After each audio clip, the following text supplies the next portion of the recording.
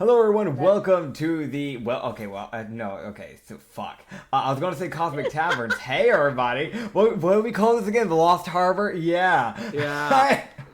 So for those who don't know, we're doing a change to the channel. We're changing it to the Lost Harbor, but welcome everybody to the channel. We do D&D here. In fact, homebrewed D&D. In fact, disclaimer, go fuck yourself. This is a very heavily homebrewed campaign, or not just campaign, podcast that has campaign. You know what I mean, fuck you. This is a great start. Basically, we have heavily homebrewed mechanics and races and so forth, so on. So if you see something that doesn't normally make sense to normal D&D stuff, like cantrips being used as bonus actions, you know why. That being said, another little disclaimer here. We do all the editing live, meaning this music is done live. I am doing that. I try my best to balance it. So if it's too loud or too quiet, feel free to grab me by the throat and beat the shit out of me. It's fine, I understand. Lastly, little disclaimer, this podcast does have sexual and dark humor from time to time, and also some dark topics from time to time. There's been a few displays so far of that already. Just a few. But that being said, welcome to the Brothel campaign. What the fuck is wrong with me? I'm your host, Nitsify. I forgot to do our introductions. And this is our co-host, Acrid. Hi. And his girlfriend's also in call, Anya. She's the black cat on top of his head for the visual watchers. If you're not a visual watcher, hello. What are you doing? This is great. For even those wondering, you can still have visual watching on Spotify. Oh yeah, it's also on Spotify. Yes, we're on Spotify and YouTube, baby.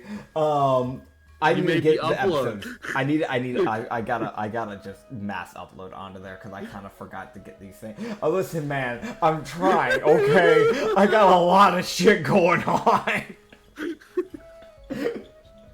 It's rough, okay? Dude, last upload, I checked it a few days ago. November 14th. Listen, man, I'm just gonna, okay, after tonight. You can't, there's no excuse. You know what? Here's what I'm doing. Fuck this. Since I'm being called out on the podcast, here's what I'm doing. I'm grabbing my clock, my timer, and exactly 8:07 in the morning tomorrow, I'm going to be woken up to upload 5 different of the videos. Good.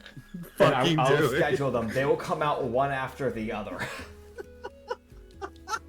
So one will come out on Monday, the next will come out Tuesday, so forth, so on, until we get this stuff caught up. The reason why it takes so long for me to get these things uploaded is because I have to re-download the whole video and then re-upload the whole thing. So it like takes up so much of my computer's storage. Buy more storage. No. I also just don't know how I'd add that on. I don't understand computers. That being said, doesn't matter. Who cares? Nobody gives a fuck. Hey everybody, wouldn't be our podcast without random rants. We're fine. It's really easy to add more storage. You just need to set a cable. Oh. I will not remember that, but thank you for telling me. DM, now, go into DM. Inform Nits how to add more storage through an SSD. I will look into it. I will look into it. It probably won't. Joke's on you. Joke's on you. You're assuming he can read. You know, actually, fun fact I found out very recently. Apparently, like, the literacy rate in, like globally has been, like, decreasing in the past 2 years. I don't know what the fuck is going on with that. It's not surprising. But I guess books are useless. I guess the thing that baffles me is that like nowadays you really need to be able to read, including like if for people who do things like gaming or go online or really just about anything nowadays requires reading. It's so surprising to see that people just can't read. Like it genuinely surprises me. What the fuck? I mean, in all fairness, a lot of people use text to speech. Do they? Is that actually a thing people do? Yes. Oh my goodness. I don't know why, but I've never bothered. I hate text to speech, but fair enough. Some people are too lazy to try to read things themselves, so they have text-to-speech just kind of read it for them and go, this is what this says. What's so sad about that is that it takes more time to put it through and to get the text-to-speech than just to read it. That's so agonizing. But fair enough, I can't judge. Moving on. Thank you for that information. In the last recap, in the last episode, oh boy, in the last episode, we met up with one of Yavina's favored, Muriel, a 3'11" tall Tanuki kitsune with 2 kitsune tails, 2 Tanuki tails, a pair of kitsune ears, and a pair of Tanuki ears. And eyes were really big, similar to a Tanuki. Very confusing. We ran into them, met up with their party, and I brought one of my bouncers, and we went to go beat up a guy who'd been stealing souls of the genies, and basically just consuming them for power. We slaughtered the man, and that was basically what we did. Oh yeah, Mario was about to get beaten up by Witter. Who apparently had his cooking utensils go missing when we got back. That was a thing. I think that's literally all that happened, if I remember right. I think we just went right back to our caravan. Though we didn't find out how much money our people made while we were gone. Did they make anything? You did meet new people. Yes, we also picked up we picked up 2 homeless people that were interesting to see. So we have 2 new bouncers. Or it's a bouncer and a rider. I think it's just bouncers. Yeah, it's just bouncers. And do we put them over into the no, I'll move them right now. Oh, you should do that. Yeah, you should do that. We ran into 2 new people. Yeah? I don't know how accurate this shit is anymore, but there you go. Yeah. We ran into Mashin Haste, the human monk. And Nurmi says a once noble who had her entire family murdered. So we're gonna track those fuckers down. She's like the efficiency of a battle maiden. Yes, that's something that we should mention. I'm pretty sure that was like the one noble family that weren't just merchants. Those were like war veteran type of people. So yes, you killed. As a side note from the mostly gay girlfriend of the DM, holy crap, she's hot. Yeah, she is. I wasn't gonna say it, but thank you. Dude. Either way, we like. I'm sorry. I'll stay quiet from now on. Nah, you're good. You're good. Adds content. Hell yeah, no, you're good. You're good. But moving on. Also, I'm gonna put it out there before we get going here. Motherfucking Squid, I see you in the comments on the YouTube comments. We're listening. Trust me, we listening. We listening, Chief. We see you. Drums. You fucking bitch. My beer. I like grabbed my mic and everything. I apologize. I know. I literally heard the Russell. Here comes the jackass. I'd like to imagine if calling was a proper thing in your D&D world, Katsu would be that person where it's like you're doing a normal call with like one of his people. You hear rustling and suddenly you are like FaceTiming with a Tanuki that is point face blank range. Like with like face in the camera type of like person. And the main question you hear is, how do I use this? What is this? Wait, how do I use it? You have games on your phone? I can't see you. Where do I look? What am I supposed to do with this? You have games on your phone. I love all this. Yeah, yes and yes to all that. Okay. Where did that go? Those are dice. Those are dice. Oh right, I should stream my music thing so big man and woman can hear. There you go. Where I need to pull up the map as well so I know where we have to go because I'm so bad with the New World like cities. I don't know why. Don't worry. I mean, to be It'll fair, it just took me get a worse. long time to get the old worlds like mapped down because I remember sitting there for the longest time, like, where? When I finally started getting it down, it was like, okay, and the world blows up. I'm like, fuck!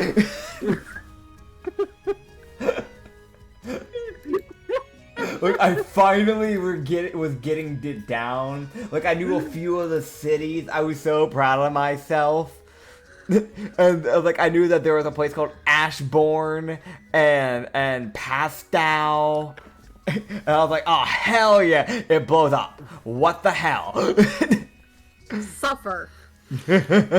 My memory's already bad. I don't need more suffering. Okay. No, see, be lucky you're just learning one continent. I know I'm gonna be learning two. I'm gonna be learning more soon. Don't worry. But that is I've had to learn two, and part of the second continent has been completely obliterated. Oh boy, we love continents and seeing world destruction. Okay. Oh yeah. We came from There's Goldcrest. planetary We're in dis- Eastbourne. We need Yep, to head y'all to haven't left. Here we go. Let's see if we can cause a fuck. Here we go. Time to see if we can get out of a town in the third session. Okay. Here we go. Here we go. How much money did I make, by the way, while my dancers were there? You know. Oh yeah. Yeah. I think I had a number for that and I forgot. Bruh. You didn't write it down? Of course not. Who writes anything down? Oh my god. I wasn't gonna say it, but I also didn't get paid for Goldcrest either. But I wasn't gonna say anything. They kept the money. You didn't earn it. Damn. Okay. They kept all like what 5, 7, 8 days of money. Because we could not. We were in Goldcrest for like 3 fucking sessions. I think it was only like 5 days. Like, you did not progress any. With that shit, you did not get fucking anywhere. Oh my god, dude. Oh my god, that fucking god. Don't you love it, man? Alright, hold on. I need to. How much? Okay. Got it. Cool. I was adding up. Yeah. What were you adding up? I was adding. I was updating Katsu's favor with Yavina. Oh god. I did send that man to her, and I don't know how to feel about that because I don't know if that's gonna make it worse or better for me, and I also don't need to know. I also don't know if I need to make it better or worse for myself right now with her favor. Nope.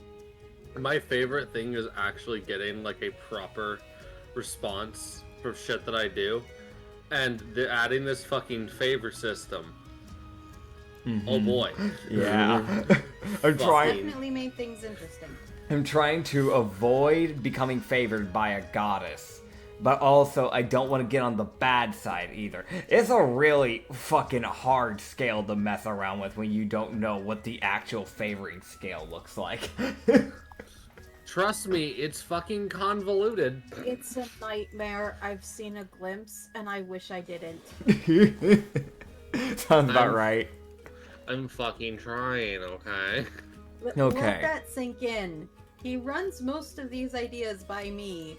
I wish I did not know. Fair. Oh yeah, that. Wait, that. So for those who don't know, while he's getting that fixed up, Yeah. we are going to be heading from Eastbourne to Aerith, and then get to Crossroads, because apparently, somewhere in the deep, deep dark, is Karan, and in Karan is Burkton, and in Burkton is where Emrak might be. So we need to go underground. Which, I'm gonna be honest, what we might do for safety reasons is we might get to Crossroads, because I'm pretty sure that's a town, and we might park the carriage there, and I might just bring some people with me and just go from there. Because I don't think bringing a carriage into the Underdark is safe. So the roads going down are probably large enough? because the Underdark does do trade. Okay. But you are kind of going down on the edge of a cavern. That's why I'm saying. If the carriage slips, bye. I'm gonna be honest. I'm not the Hulk. I can't pick up a carriage. I don't think I want to risk that. Fair. All right, I've got the I've updated the favor. Okay. Yeah. Yeah, just an aggressive I don't like the because I don't know where that lies. I don't know if it's a bad or a good It's Where's that money at? Where's that money at? I don't like the either. I don't like that either. Because the problem is I don't know if that guy made her heavily hate me, because I don't know if she wanted that guy or she just wanted him dead and not to have his body. So it's a really for me right now. Oh, believe me, it's a That's not helping! I fucking adore the sheer genuine panic of I do not, under any circumstances, know how I am doing.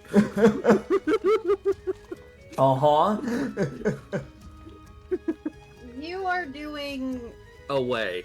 a way. Hey, just thanks. That's so good to know. It's an interesting way. God, if I get forced into a fucking cleric class because of this shit.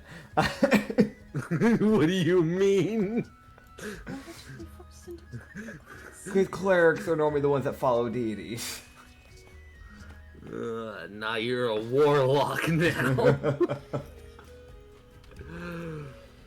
Oh, french fry. How long has this been on my desk? Ew. No. I know that's from my lunch, like, today. But, like, how long had it been... Okay, wait, no, I got my lunch at, like, 12. It's now 2. How the fuck?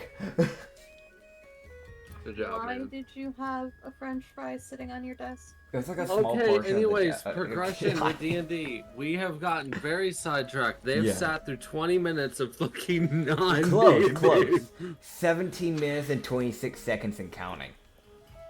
I apologize for nothing. Honestly, at this point, if you're here and you're still here, props to you. You deserve a war medal, honestly, because fucking hell. For Props real, to those who decided to stay and listen. You guys are amazing. You have to survive the mental whiplash that is this fucking session. You get the Nobel Peace Prize. Congratulations. Thank you for putting up with their shit. Thank you. So, Katsu. Yeah. They start. Oh yeah, money. Yeah, my money, man. I thought you were working on that. I was working on everything else I have to background manage. Okay, no, that's fair. Okay, so 1, 2, 3. Wow, God, how many fucking workers do you have? Okay, you want to know that? You want to? Okay, hold on. I had that list for Katsu. Notes. How many money-making workers 1, do you 2, have? 3, 4, 5, 6, 7, 8, 9, 10. And we still have an open spot on the 3rd caravan, so 10 right now. Cool. We also have the tavern that's open, but it just got recently opened, so I don't think we'll be getting a paycheck from that for a Katsu bit. gets violently assaulted by a bird. We just opened it like a few days ago. It's already made money? No, there's just a bird, like, flapping in your face. Why? It gives you 2 copper and flies away. What the fuck? You don't know who gave you the copper. Okay. Damn. There's no note. Nothing. There is no fucking reason for you to have this copper. I guess this must be the random encounter roll, and you just rolled like a 10. Hold on, Hold on, man. I'm still clicking. Hold on. Yeah, you got this, man. You got this. Guys, she's still clicking in case you didn't know. No, I am. Auto clickers exist for a reason, you know. Alright, so Katsu makes Mm-hmm. I have one. He does. Mm-hmm. I think I may have just crashed. Oh. Oh. Did you just break? Did he roll way too many dice or something? So I hit click.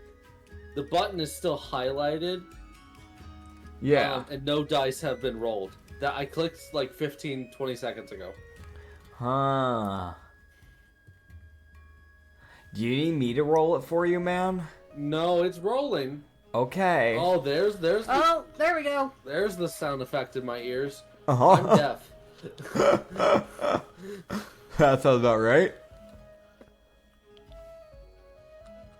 There you go. That's how much you made. Where'd you, It's rolled on your character sheet. Oh, wait, so can I just look at this then? 4,598. Holy hell. They were only here for like a day. God. Shish walks up. She's like, "Oh yeah, I forgot. I was collecting everyone's money. I forgot to give this to you." She just hands you like a sack, and then walks away. She holds it like it's not that heavy. You grab it, and it just goes straight to the fucking ground. God. But Katsu is gonna keep an eye on her at that point, because she's hoarded so much shit. And just not told anyone. I feel like you just looked at shit to her and just kind of go, "Is there anything else you're holding out on us, Shush?" Shush. Probably not. Squint at her. You sure? Insight. Okay. Alright. Insight time.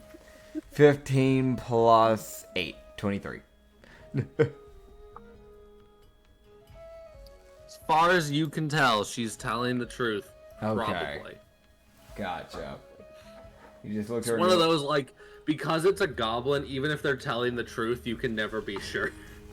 You know, that's fair. That's fair. Who does look at her and go, "Alright, well, I hope you're telling hope you're telling the truth." A random fly assaults Katsu. I want to punch it. Roll to hit. Alright. DC 30. Natural 2. You punch at the fly, it easily goes around your arm. Fuck it, I'm hit bumping it. The only thing that ever works out unarmed when it comes to unarmed strikes for me. Nat 20. No shot. Uh-huh. No fucking way. Uh-huh. Yep. Alright. So, everyone watches Katsu hip bump, and the fly dies. You just canonically killed a fly with your ass. How do you feel? I feel nothing at this point. This is becoming a common occurrence. Alright. Yeah, I'm not so sure if that's a good thing or a bad thing. That's up for the world to figure out. I'm gonna get onto the caravan Noble rings. steeds. Yeah, onto my steeds. I'm not gonna ride the horse. I'm getting on the thing so I can, drive the caravan. I don't know what's the front bit of a caravan called, the bit that you sit up on. Isn't there an actual name for that? I don't know. Bucket? I don't know. The bucket? It's just a giant fucking bucket. It's a bench. A bench. Okay. God, bucket, dude. My brain's just going to the chum bucket from SpongeBob. That's what my brain's been going to when you said that. I regret nothing. God, fucking chum bucket. Okay, yeah. Anyways, yeah. No, I'm gonna sit down there, I guess, and just get stuff going because we need to get out of this fucking town. All right, as you guys would start to attempt to leave. Yes. All right. Okay. You would hear. Mm-hmm. Okay, where? There it is.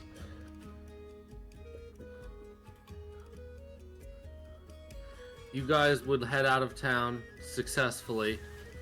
Yeah.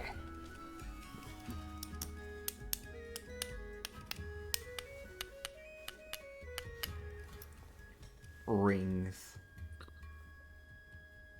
We got out of town. Yeah. Yeah. As you guys start to leave town, Okay. you guys would see, If it's there is a another mud tiny- wizard, I'm going to kill someone. Okay, what? I'm sorry. well, now it's gonna be a fucking mud wizard, because fuck you. No. Shouldn't have said something. Alright, but in actuality, Yes. you would see a tiny little hut, a little tiny house. Oh. Actually significantly smaller than all other houses. Okay. You would see a few, like, probably human children, you had to guess, Uh-huh. deciding to play in this person's yard. Okay.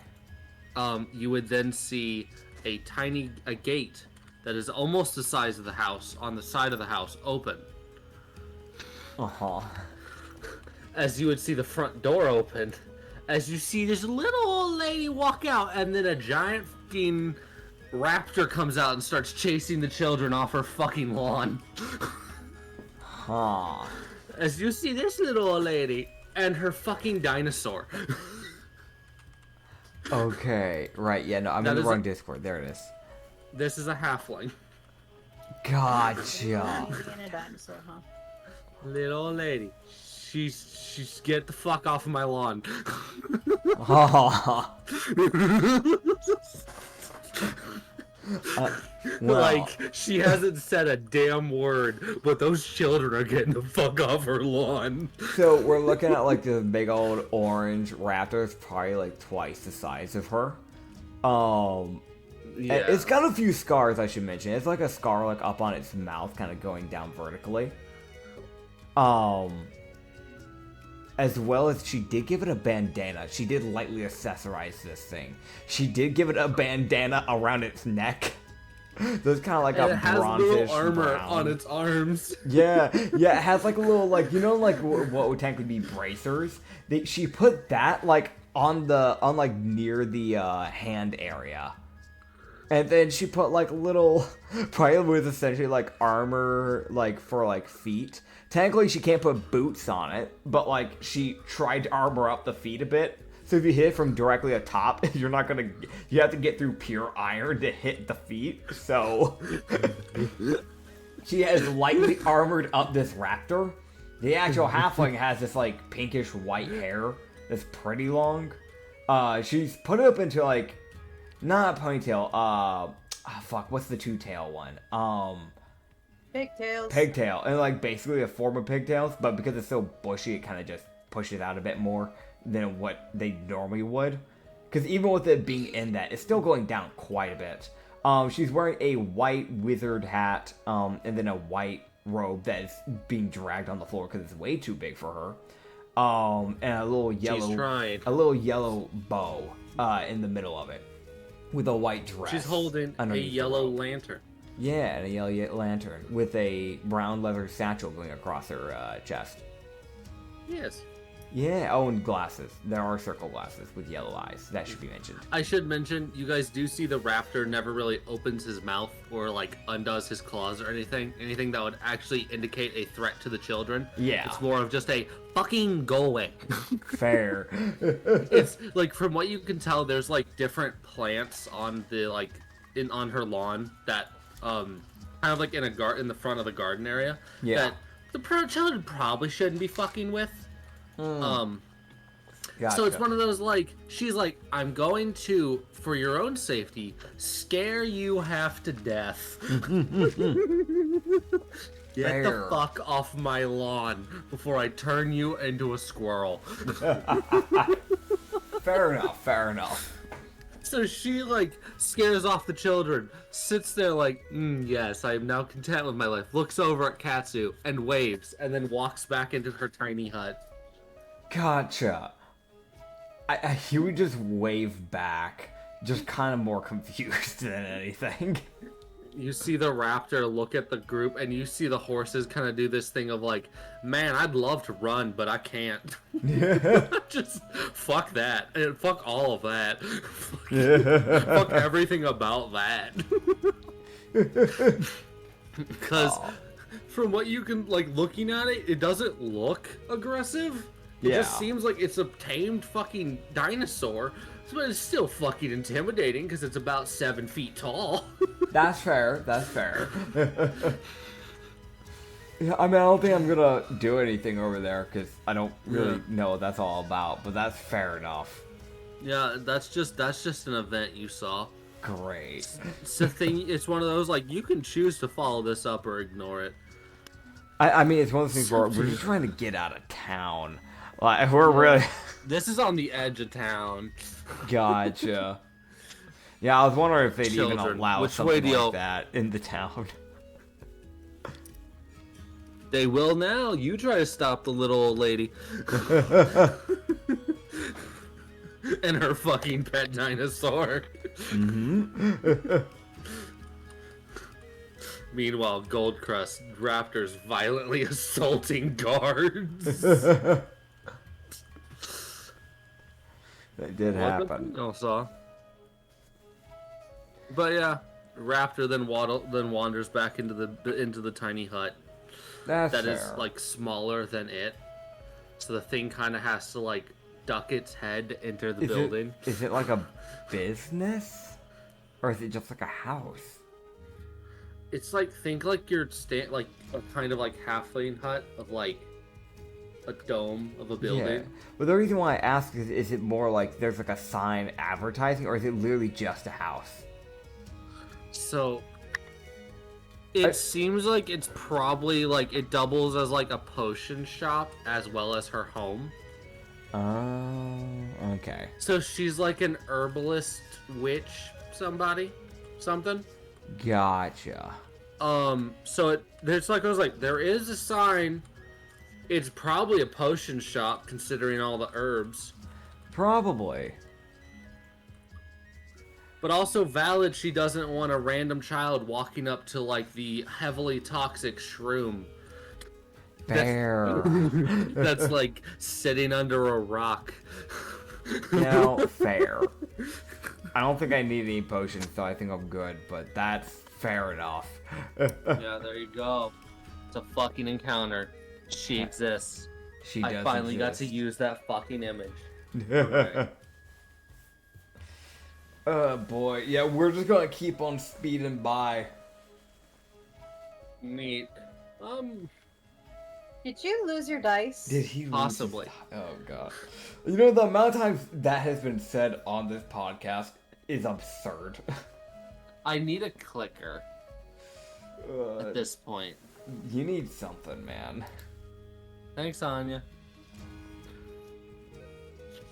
We need to figure out where your button went.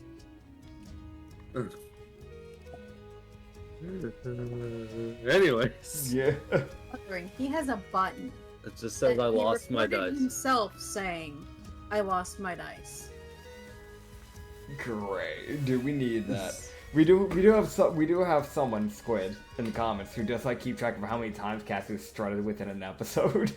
So that's the thing. That's good. Oh yeah.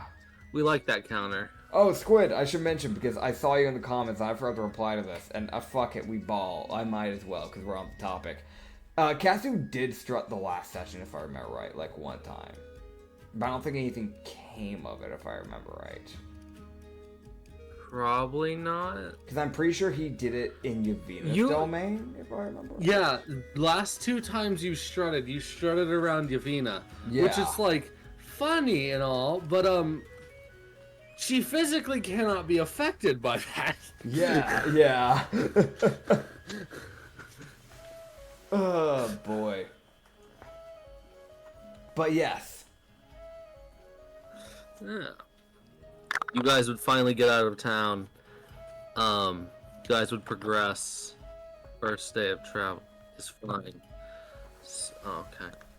For those who don't know, we are like, it's like a 2-day travel in between Eastbourne to Aerith, and then a 3-day travel from Aerith to Crossroads. So, we have 5 days of traveling. Yes. Yeah, where is this? This is a very...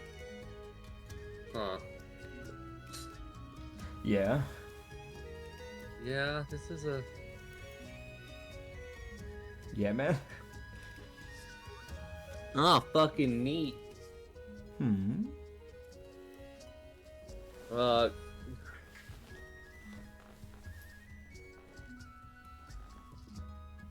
Katsu would see as he's walking, he being a ranger type, Yes.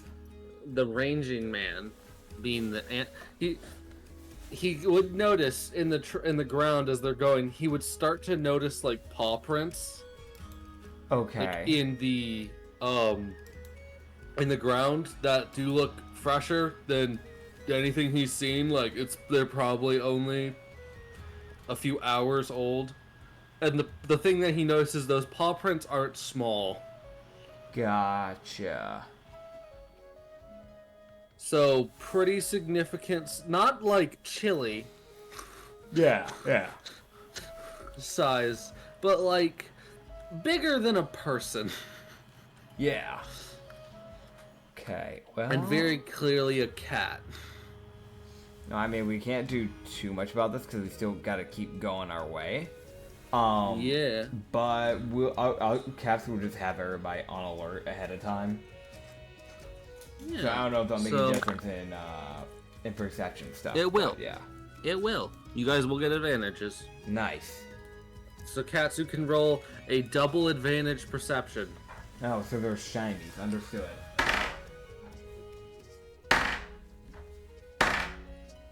Alright, the highest I roll is a natural 13. So natural 13 plus 8. Alice, so what'd you get? 21.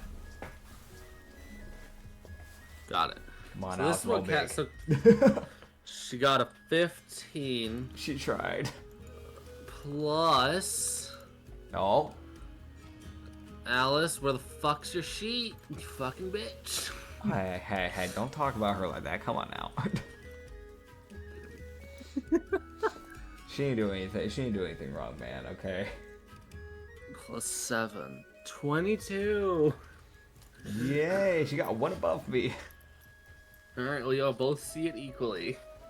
Great. You guys would see up above, in front of y'all, is a tiger with a guy sitting on its back. Tiger doesn't seem to be moving all that fast as the guy is riding it. So eventually y'all do catch up, and you guys would see this guy. Okay. That's not a tiger. That's a leopard. I don't know. That's a leopard. I'm sorry, I Yeah. misspoke. Nah, you're good. You're good. Yeah, tigers That's have a snow stripes. leopard. Yeah, specifically. I snow think, leopard. yeah, right. I think I meant to say leopard, but my Yeah. brain was like, fuck it, we're gonna say tiger, because I'm inept. Yeah. So I know that's a snow leopard. I know that's a snow leopard. I'm fucking god. I'm done. I'm done DMing. I'm never doing That's a lie. So it is a snow leopard that's almost as tall as the guy on all fours. So if it stood up on all two, then it would be like literally twice the size of this guy. Just think of a normal snow leopard, but then make its fangs literally stick out more because they're slightly longer and sharper. And it's just really big.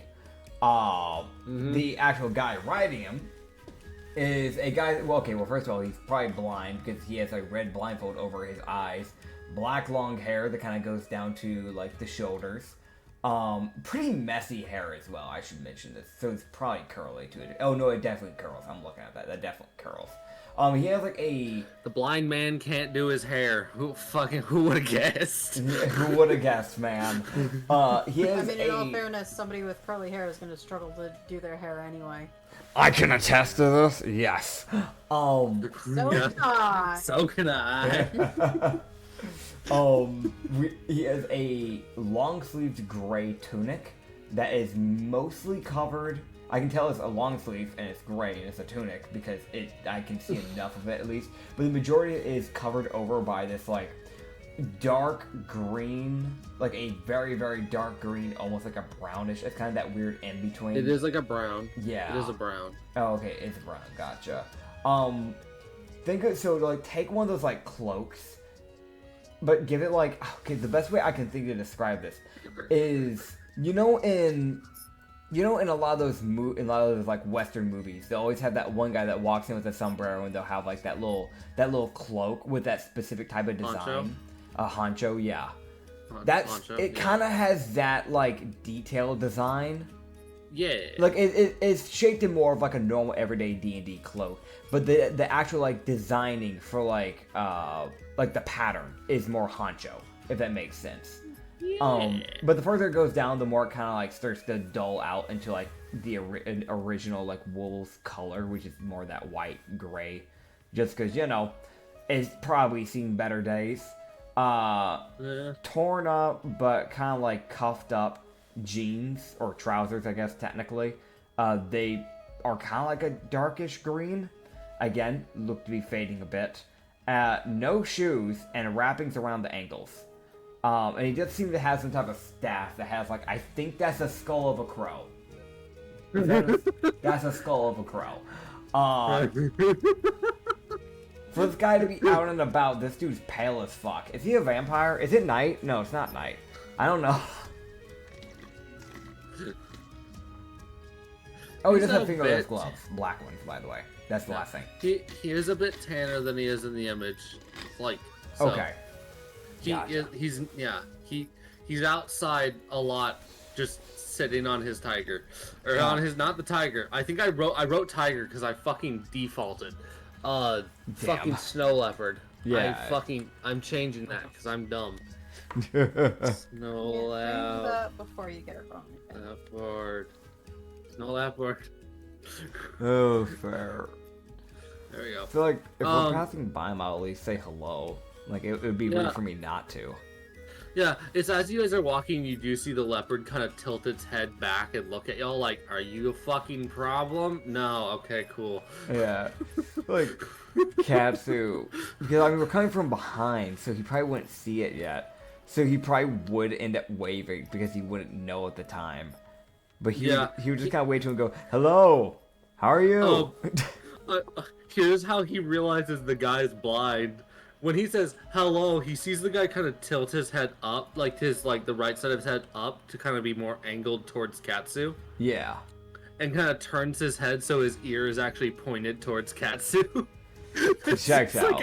Like a, huh? Oh, hello. Like he kind of raises his hand in kind of a blank, like, this will reach everybody in my vicinity. I don't know exactly where you are yet. Fair. From what you can tell, he's probably reliant more on, because Katsu can see that he doesn't have shoes, he's probably more reliant on tremor sense than like blind sight. So fair enough. He was just... Right now he's kind of blind because his feet are not touching the ground. For those who don't know, in the D&D world that he has, a lot normally people who do have a class and are blind tend to have Monk Way of the Blind. They tend to bounce and figure out their way around the world using tremor sense and dark vision. Basically, he's just more just doing. Think of like tremor sense for like the blind period is basically just what's that character from Avatar: The Last Airbender? Toph. Yeah, it's literally just a form of like Toph, basically. So just think of that. Yeah, he would just kind of look to him and just kind of go, "Oh, my bad. Where are you heading?" I'm heading down toward... Oh, where was I heading? Stenlo, where were we heading? He just says the fucking snow leopard's name, so I will get to add that in the description. Great. Stenlon, the snow leopard. Woo. Stenlon, you just see... so Katsu knows Sylvan, doesn't he? I do. Yes, that's one of the natural languages for Tanukis. So yeah, he would actually understand Stenlon as he responds. Okay. And kind of like it's like he hears the words in the growl, so he's like, "Oh, you were taught to speak." That's useful for the fucking blind man. Yeah. Yeah, he says that they're heading to Ascot. So he just says Ascot as like, hey, this is where we're going. Ascot. Okay, so he's heading in a different direction. Cool. But you will be passing through Aerith with y'all, so that's... Yeah. Yeah, he's like, he's kind of like, he keeps his head, the side of his head pointing to Katsu. Yeah. As probably to hear him better, and making eye contact's kind of impossible. Fair. He's like, where are my manners? Name's Zun Lao. Pleasure to meet you. Good to meet you, Katsuito. We are heading to Ascot, but we do have to pass by Aerith, so I can help travel with you if for the time being, if you wish. That is your prerogative. Everyone lives their own life as they see fit. Oh, yes. I mean, I wouldn't expect you to follow me. That seems kind of absurd to just randomly go up to you and go, yeah, no, you're coming with me to Crossroads now. That'd be insane. You know, it wouldn't have been the first time someone asked for my help. Oh, are you like a mercenary or something? Of a sort by trade. I grew up blind, so whenever someone needs finding or following tracks, Sinlao and me are pretty good at it. So we tend to track down those that are either lost or stolen. Oh, okay, well, I'll keep that in mind. If I ever need to track down, another base, like last time, I will definitely keep that in mind. You just hear a fucking Well, before the whole problem happened, and I think it was Urstonia, we may have intercepted on our way to Goldcrest a hostage, I guess technically slave trade problem. We were able to figure it out, thankfully enough, because I have the ability to look back into time slightly. But you see his head perk up even more, like, I'm fucking sorry. It's a long story. There was this old guy before my world got destroyed. It's a whole story. Stenlau's ears perk up. Yeah. As he's like listening a little bit more now. He's like, alright, I was ignoring the fucking Tanuki, but now I'm not because I heard world explode. What do you mean? Yeah. Here's go. Best way to put it is that my world that I'm originally from kind of went boom. In the worst way possible, I should mention. I don't even know what caused it. I just know I was traveling, and I got to see one of my bouncers get their head just knocked into a crevice as the earth began to split. And I saw my friends disappear before my very eyes.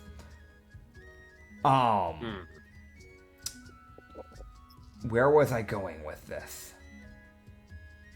Right. Yeah, there was a lot of slave trade problems back in that world. So whenever I see stuff like that, normally I try to, intercept. But there was an old guy that I used to see every now and then on my travels. He gave me the ability to look back into the time, so that way I could track stuff like that down. But it doesn't always work.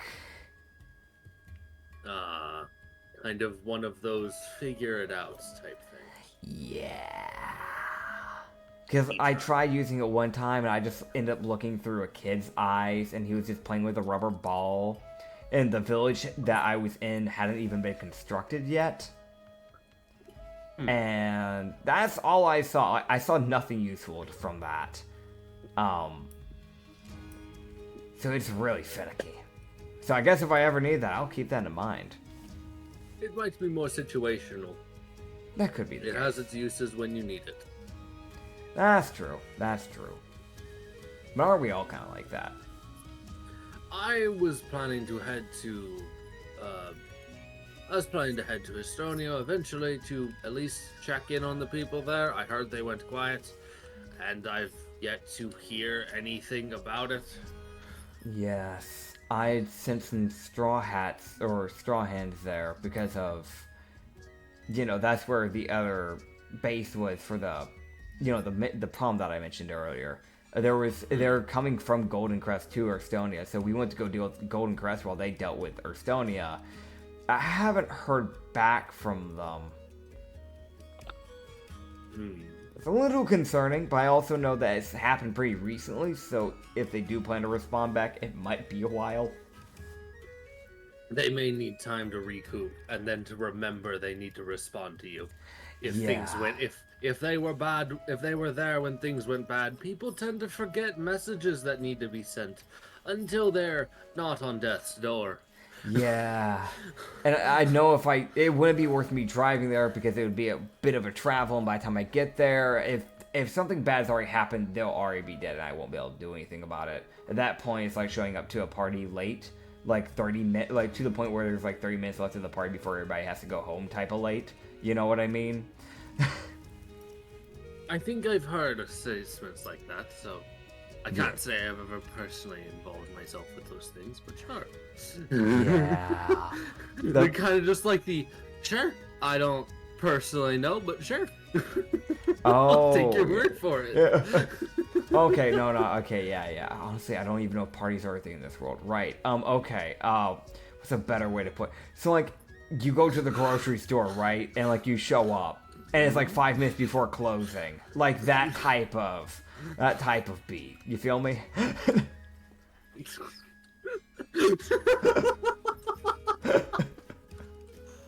I'm going to assume you're saying something like a market. Understood. Yeah, that. I want to mention, you can tell Zun Lao is fucking trying. He's trying to comprehend your shit. Grocery store. Like going to a grocery store. Market? I'm gonna assume it's a market, because I don't know what the fuck you're on about. I like to imagine that even in Katsu's old world, people never said grocery store, but he was that one fucker that always was like, yeah, the grocery store. The fuck do you mean the grocery store?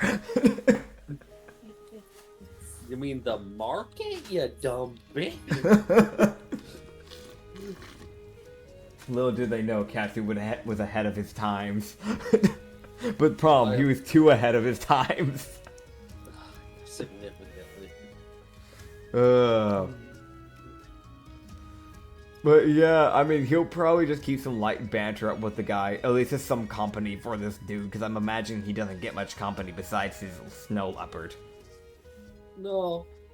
You would see the snow. Also, I want to mention this. The horses are looking back. The horses kind of look back at you like, are you fucking kidding me? Really? First the fucking dinosaur, and now a fucking snow leopard? That's as big as me? Really? This is how we're doing this shit? They're gonna be. They're so but this fucking is not an big. acceptable thing for us. The horses are starting to give him sass because they're fucking annoyed.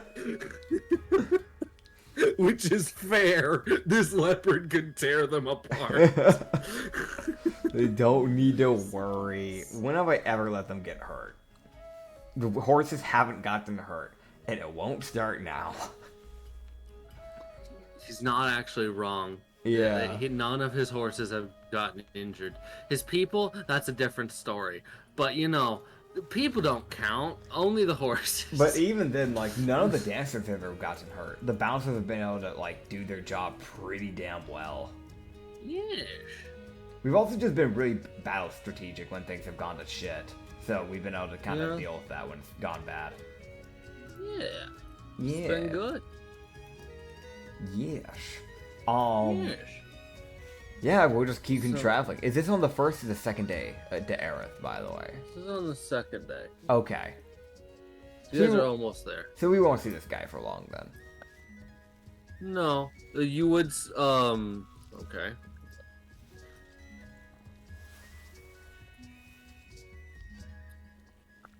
What is happening? Alright. Got it. That's... As you guys would get to Aerith, Katsu would see, as he gets in and kind of starts going through the city, the town, the wonderful little town of shit hell. Yeah. Aerith. He would see a person he recognizes and a few friends. Okay. He sees the Straw Hands. Oh, did they see Jin? Yes, they do. They do see the Straw Hands. I'm a paint down. But you would be able to tell pretty quickly they're pretty beaten up. Like you can kind of tell like Zunlao's assumption of like if things went poorly, they probably haven't thought of it yet. Yeah, no, they haven't. Yeah. Like most of them have several like body wraps around like their chests and like shoulders to just try and mitigate the fucking wounds they sustained from whatever hell they discovered. That's fair.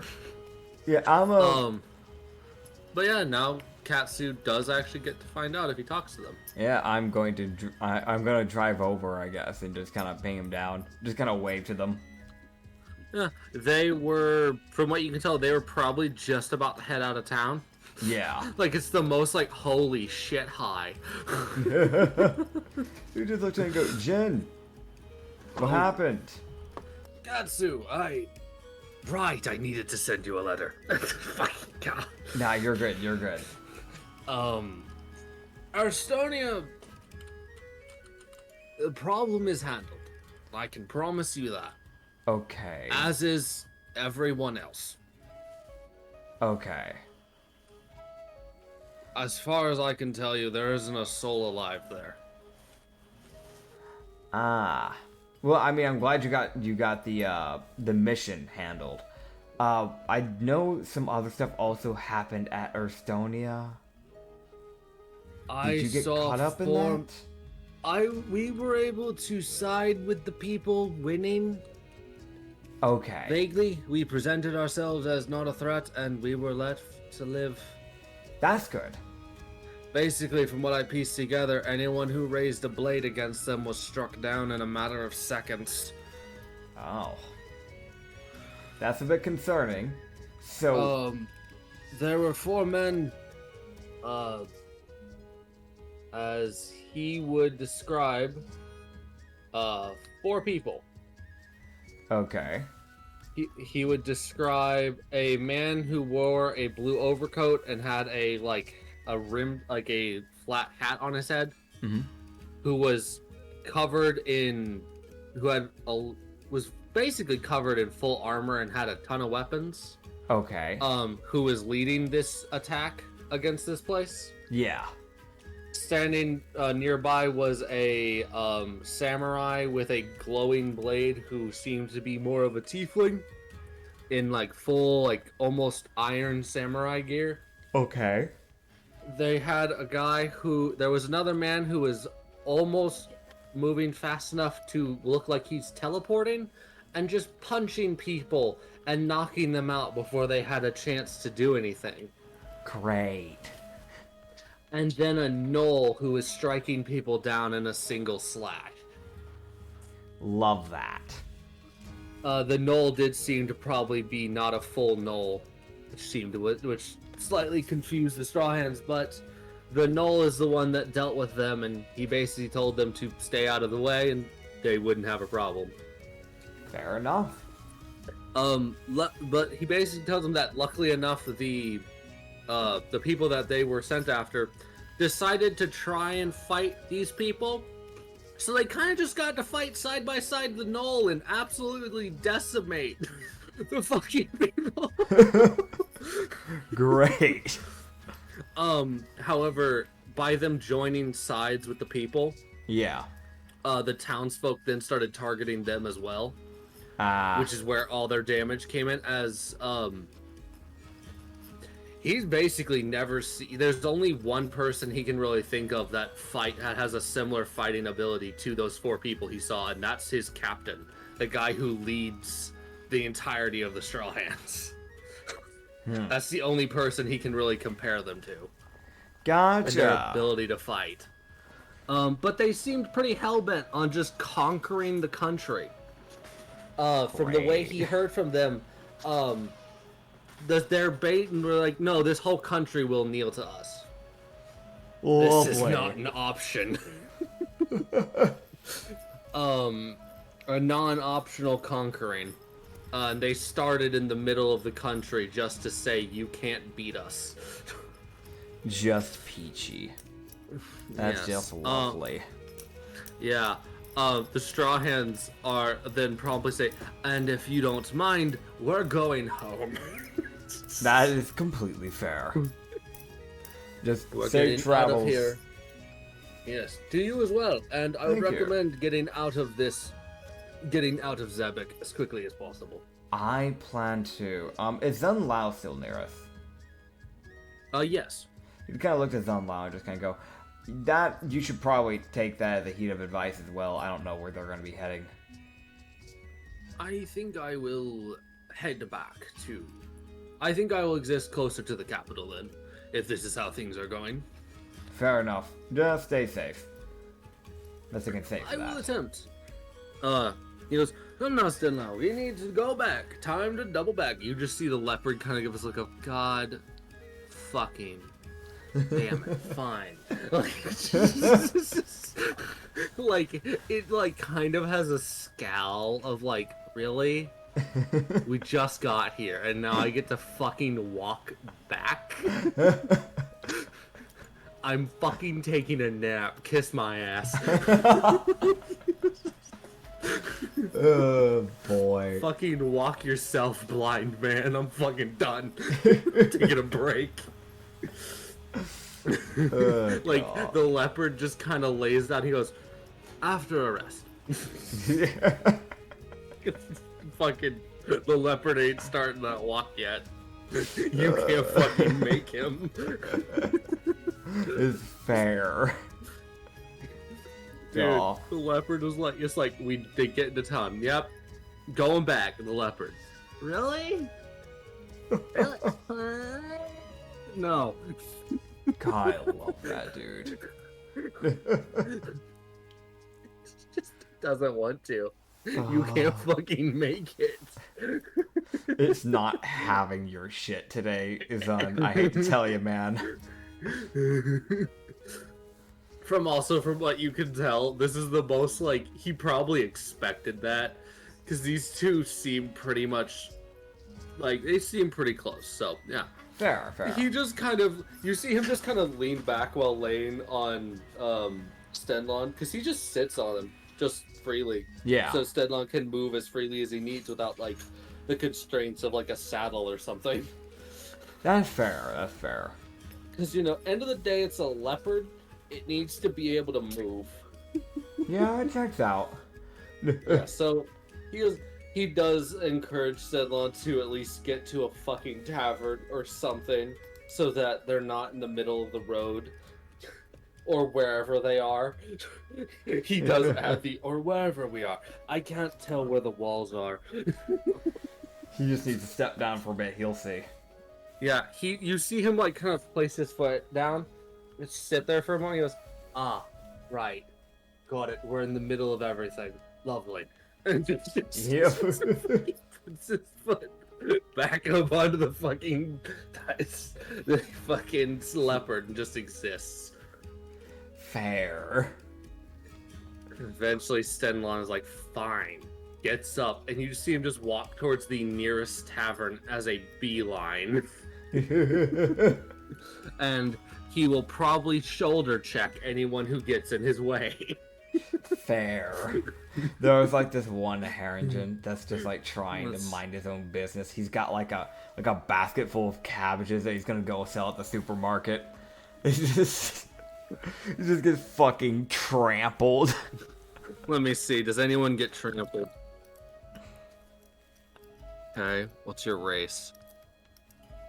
Well, that's... Orc. Oh god, this is just great. Alright, so here's the thing, right? You see this gnome Yeah. carrying like one of those small like crates that like only goes up like about 4 inches. There's only like 2 feet across. It's just full of carrots. Oh boy. He's walking, and you see him like he doesn't see Stenlong walking up behind him. he starts to like, who's behind me? And just fucking paw. God. Just out of my way. Do you save your carrots? No. No, poor man. You see probably what amounted to 40 carrots ascend. You would see Zunlao just kind of like perk his head up at the man's screams. like, huh? He's like, I apologize, as he like tosses down a bag off of his belt down to the guy, as like, this is probably not the first time Stenlon's has had complete disregard for other people's safety. See, if I still had my bow and arrow, I would try to shoot the carrots, so at least maybe I could save them from hitting the ground. But like, I don't anymore. I have an antimatter rifle. I would disintegrate the carrots. Yeah, you don't. Zunla probably tossed the guy some money. Yeah. And probably an apology letter. God. The gnome just fucking is just flattened on the ground, and his carrots. How do the carrots go? Like, how does it. Okay, like, all 40 of the carrots basically just, like, land in like that fucking cartoon-ass literally everywhere around him. Yeah. And they all just kind of spear into the fucking ground. God. If I may, I'd like to roll a perception check to make sure that Shish isn't trying to steal money. Okay. Because there is active money on the floor. Huh? What's up? No. I could not hear that. Anya said garden gnome. I like it. It's a gnome who is gardening, because carrots. God. Yeah, am I able to roll that perception? Yeah, you can do it at advantage, man, because Shish is shiny. Nice. Okay, so an 18 plus 8, so 26. She is not. Good. You see the gnome grab the money. He you see him like take the pouch. He looks into it like, okay, I guess that was worth it, kind of. He takes it with just this like defeated look as he slowly starts fighting the carrots to pull them out of the ground. Because there's only like a 1/4 inch of a carrot sticking out of the ground. Yeah. For each carrot. So they're all now just kind of stuck. Oh, you gotta love it. I'll go here help goes him. 40. Here goes 40 athletics checks for the fucking gnome. I'll go help him. If Alice wants to, she can come help as well. Alice will help literally the entire fucking caravan approach. Dude, can you imagine? All this shit happens to you. You look up as you're pulling a singular carrot up. There is like okay, hold up. If it's the whole caravan, that is 1, 2, 3, 4, 5, 6, 7, 8, 9, 10, 11, 12, 13, 14, 15, 16, 17, 18, 19. 19 people walking up to you and or strutting. Half of them strippers. Yep, the other half bouncers. And then the one random Tanuki owner. You know what? Just to really help out, Katsu is going to cast Summon Beast using all of his second level spell slots, so there's 3 water elementals pulling these up too. Dude, it takes y'all like maybe 10 seconds to get all 39 carrots up. Great. And the water elementals clean all the carrots. Yeah. They just set them all carefully back in the fucking cask, pick it up and hand it to the gnome, who's just standing there in this like half shocked, half terrified expression, because you know, there's a few really fucking scary people on your party, such as a Knoll and Murzel. I mean, if we're really towering over the sky. If we're really getting over this, right? If we pull up right now, oh no, that's the wrong one. If we pull up the Katsu thing, there's a few people that are intimidating. Like Manny, if we're being honest, Hazir's kind of intimidating to a degree. Probably not as much anymore because he's not constantly sparking with lightning anymore. But like, I'm gonna be honest, Solstice would be kind of off-putting. Same thing with Hadalier. Yeah. There's also just like, wait, no, that was we didn't even have 19 people. We had 20 because I didn't even mention Solstice because he's a driver, not a bouncer. Oh yeah. You have Roddy, who again pretty intimidating. Zar, pretty intimidating. Merzel. Yeah. He's not scary. Yeah, Katsu's not scary. Let's be real here. His intimidation is not high. And then actually, Sapphire probably couldn't help. So it actually technically was 19. Like, cause you have the 399 bats all approach to grab one carrot. Oh my god, that's a separate intimidation for a different reason. And then and you said the other is like, okay, yeah, there's that bit of like intimidation, and then there's a bit of shock, because now you're seeing people like Nikki, Siki, Lin, Shish, Alto, Yuko, the half-awake Fennec. You're seeing people like Alice. She is Katsu, actively yawning. Yeah. Moshin and Nermi just like grabbing it and going at it. And then you see, I like to mention, anytime he brings up a summoned beast, I like to imagine the beasts are like just shaped like just like a raccoon, just like a small raccoon just up on its hind legs. So it's just these 3 raccoon-shaped water elementals. You know what I just pictured? A water elemental raccoon just fucking shadow boxing.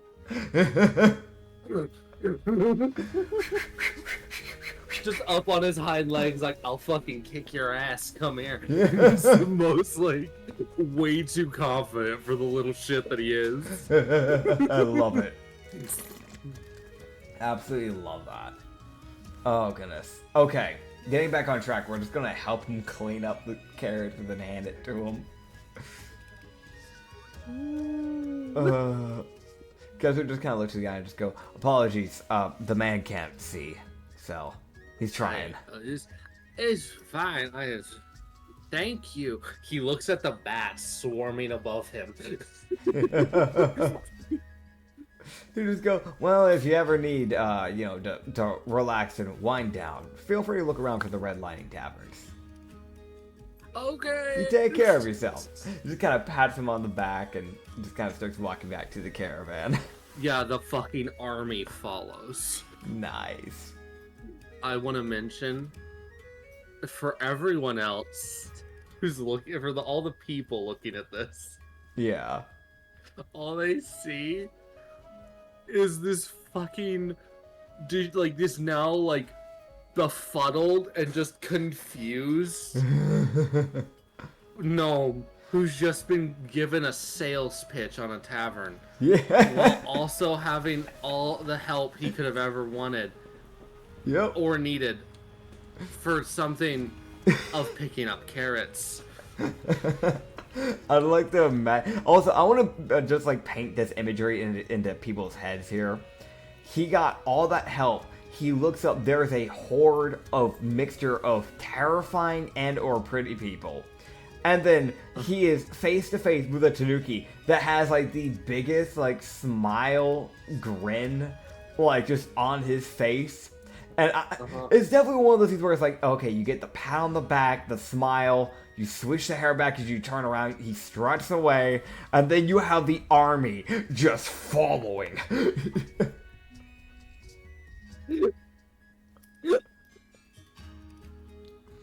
Dude, this is the epitome. I'm starting to think about this, but this is the epitome of pretty people have power type of meme.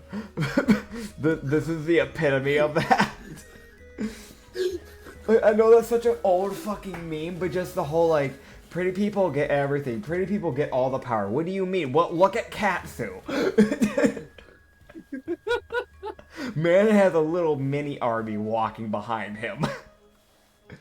You don't know that. Like, yeah, you could have a pirate group of 400 rookie people that are like level 2s. Or you could be like Katsu and yeah, you might only have 19 people. But those 19 people might as well be 400.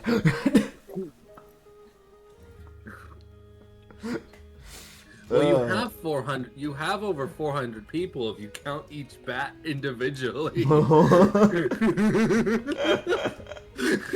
Oh, dude. Katsu's like, I'm bringing 422 people. It's like, fuck, that's a fucking army. He sees they just see 3 characters like, where's everyone else? The bats.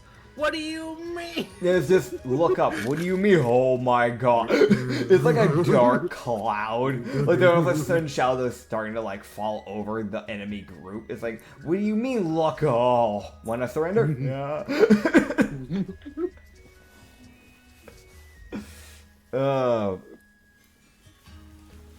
Okay. So we're gonna. I guess we'll stay for the night in Aerith, and then just the next day we'll just start heading out to is it Crossroads? Yeah, Crossroads. Yeah. Yeah. So I guess we'll just find a place to park for the night. I just go up to the guard and just ask him where to go. Yeah. Go for it, man. Yeah. I walk up to the I walk up to the guard. Who? What do they look like? How tall? Who are they? What is he? What is he or she? Are they as short as Katsu as Anya said? Okay. So I have a chance of being taller, possibly. It's not very high though. Oh no. Okay. It's a wood elf. Okay, so probably at least gonna be around 5'7" at the best. Is my guess. I think 5'7" for a wood elf is about average height. I might be wrong on that. Elves tend to be a little bit taller than humans. Yeah. But she's 5 foot. Okay. Shit, still not So taller she's than fucking short. short for a wood elf, yeah. So at least I'm not cranking my neck like when I have to look at the Myrtle. The fucking... It could be worse, man. Could be worse. Could be worse. Could be worse. There are taller people. Yeah. Alright. He would just kind of walk up and just go, hey, is there a place I can park my caravans by chance? Sure. Right over there. Okay. Should be right around the baker. That it's fine that I have 3, right? Or is that... What? I have 3 of them. Yeah, it's part of the business. There's wait here. She walks away. Okay, he just kind of like... I guess he would just watch her walk away. I don't know. Like, what do you do when someone tells you to wait here and they walk away? What do you do in that scenario? Do you just, like, wait? Like actual thing, like because like you don't have a phone that you can look at and be like, ah, yeah, I'll pass the time and wait. What do? You don't have a watch that you can look at to pretend like you're waiting on the time or something. You can't really stare at the sky properly to really gaze because there's just clouds. There's nothing to... Yeah, I guess he just watches? Where's she going? You see her walk away, enter a building, and walk out with a different guard. Oh, okay. You see her walk out with like a half Goliath. Who's like significantly larger than her. God. As you look up at this like 7'2" half Goliath. Yeah. Who, from what just Katsu looking at it, he can roll a perception, an eyeballs check, advantage. Oh, okay. 16 plus 8, so 24. Neat. So he does notice the tags that do signal how new or adept someone on the guard corps is. There's little tags. He talked to someone who just started. She went and grabbed somebody who had actually been in it for a while. Fair. She's like, wait, I don't fucking know. That's fair. Yeah, so he comes over, he was like, alright, since you have multiple carriages, don't go to the baker, go to the smith. There's more room over there. Okay. Thank you, I appreciate it. Just you should give her follow a the main rate. road. She's really good at what she does. Alright, understood. So he gives you directions, and also as you go past the baker, Yeah. you would notice that there's barely enough room for like a single merchant carriage. That's not extra long. Gotcha. Like,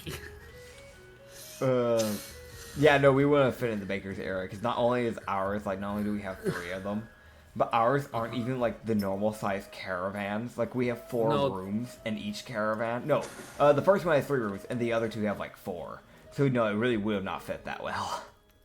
no, you have extra long carriages. Yeah. So, yeah, you guys get that sorted. Yeah. You would get a bird. Burp. A bird. The bird lands. It seems fucking concerned with its existence. Okay. It looks like as if it's contemplating its life's choices. Okay. As it hands you a letter cautiously. And then fucking runs. Okay. I'm gonna Like, look you at see this bird hop down from where it was and fucking run. It doesn't fly away. No, it says, fuck it, I'm running. It's just a fucking ostrich. No, that's fair. This little fucking, like, this little bird achieves Roadrunner and goes goodbye and runs away. I feel like Katsu would just raise an eyebrow to that and then just open there like, what the fuck? And here we go. Okay. You would see as he opens it, he was like, "Hi, Katsu! It's Mirio." Oh no. Okay, that's one of the 2 things I possibly expected. I was expecting that, or it was like something. It was gonna have like something written in blood, because like what else would fucking spook a bird? But it's Mirio, which is just equally terrifying for the wrong fucking reasons. Uh-huh. Hi, Katsu. Hope you're well. I haven't talked to you in a bit, but hi. We just talked with them 2 days ago. Keep contact. Hope you're well. Mirio. I feel like he would look at Hazir and just go, Hazir, I have a letter for you. I'm gonna read this out loud so you understand. You remember Mirio, right? We just fought with him. You know, it was just a few days ago. And he's gonna read that letter in the most sassiest tone.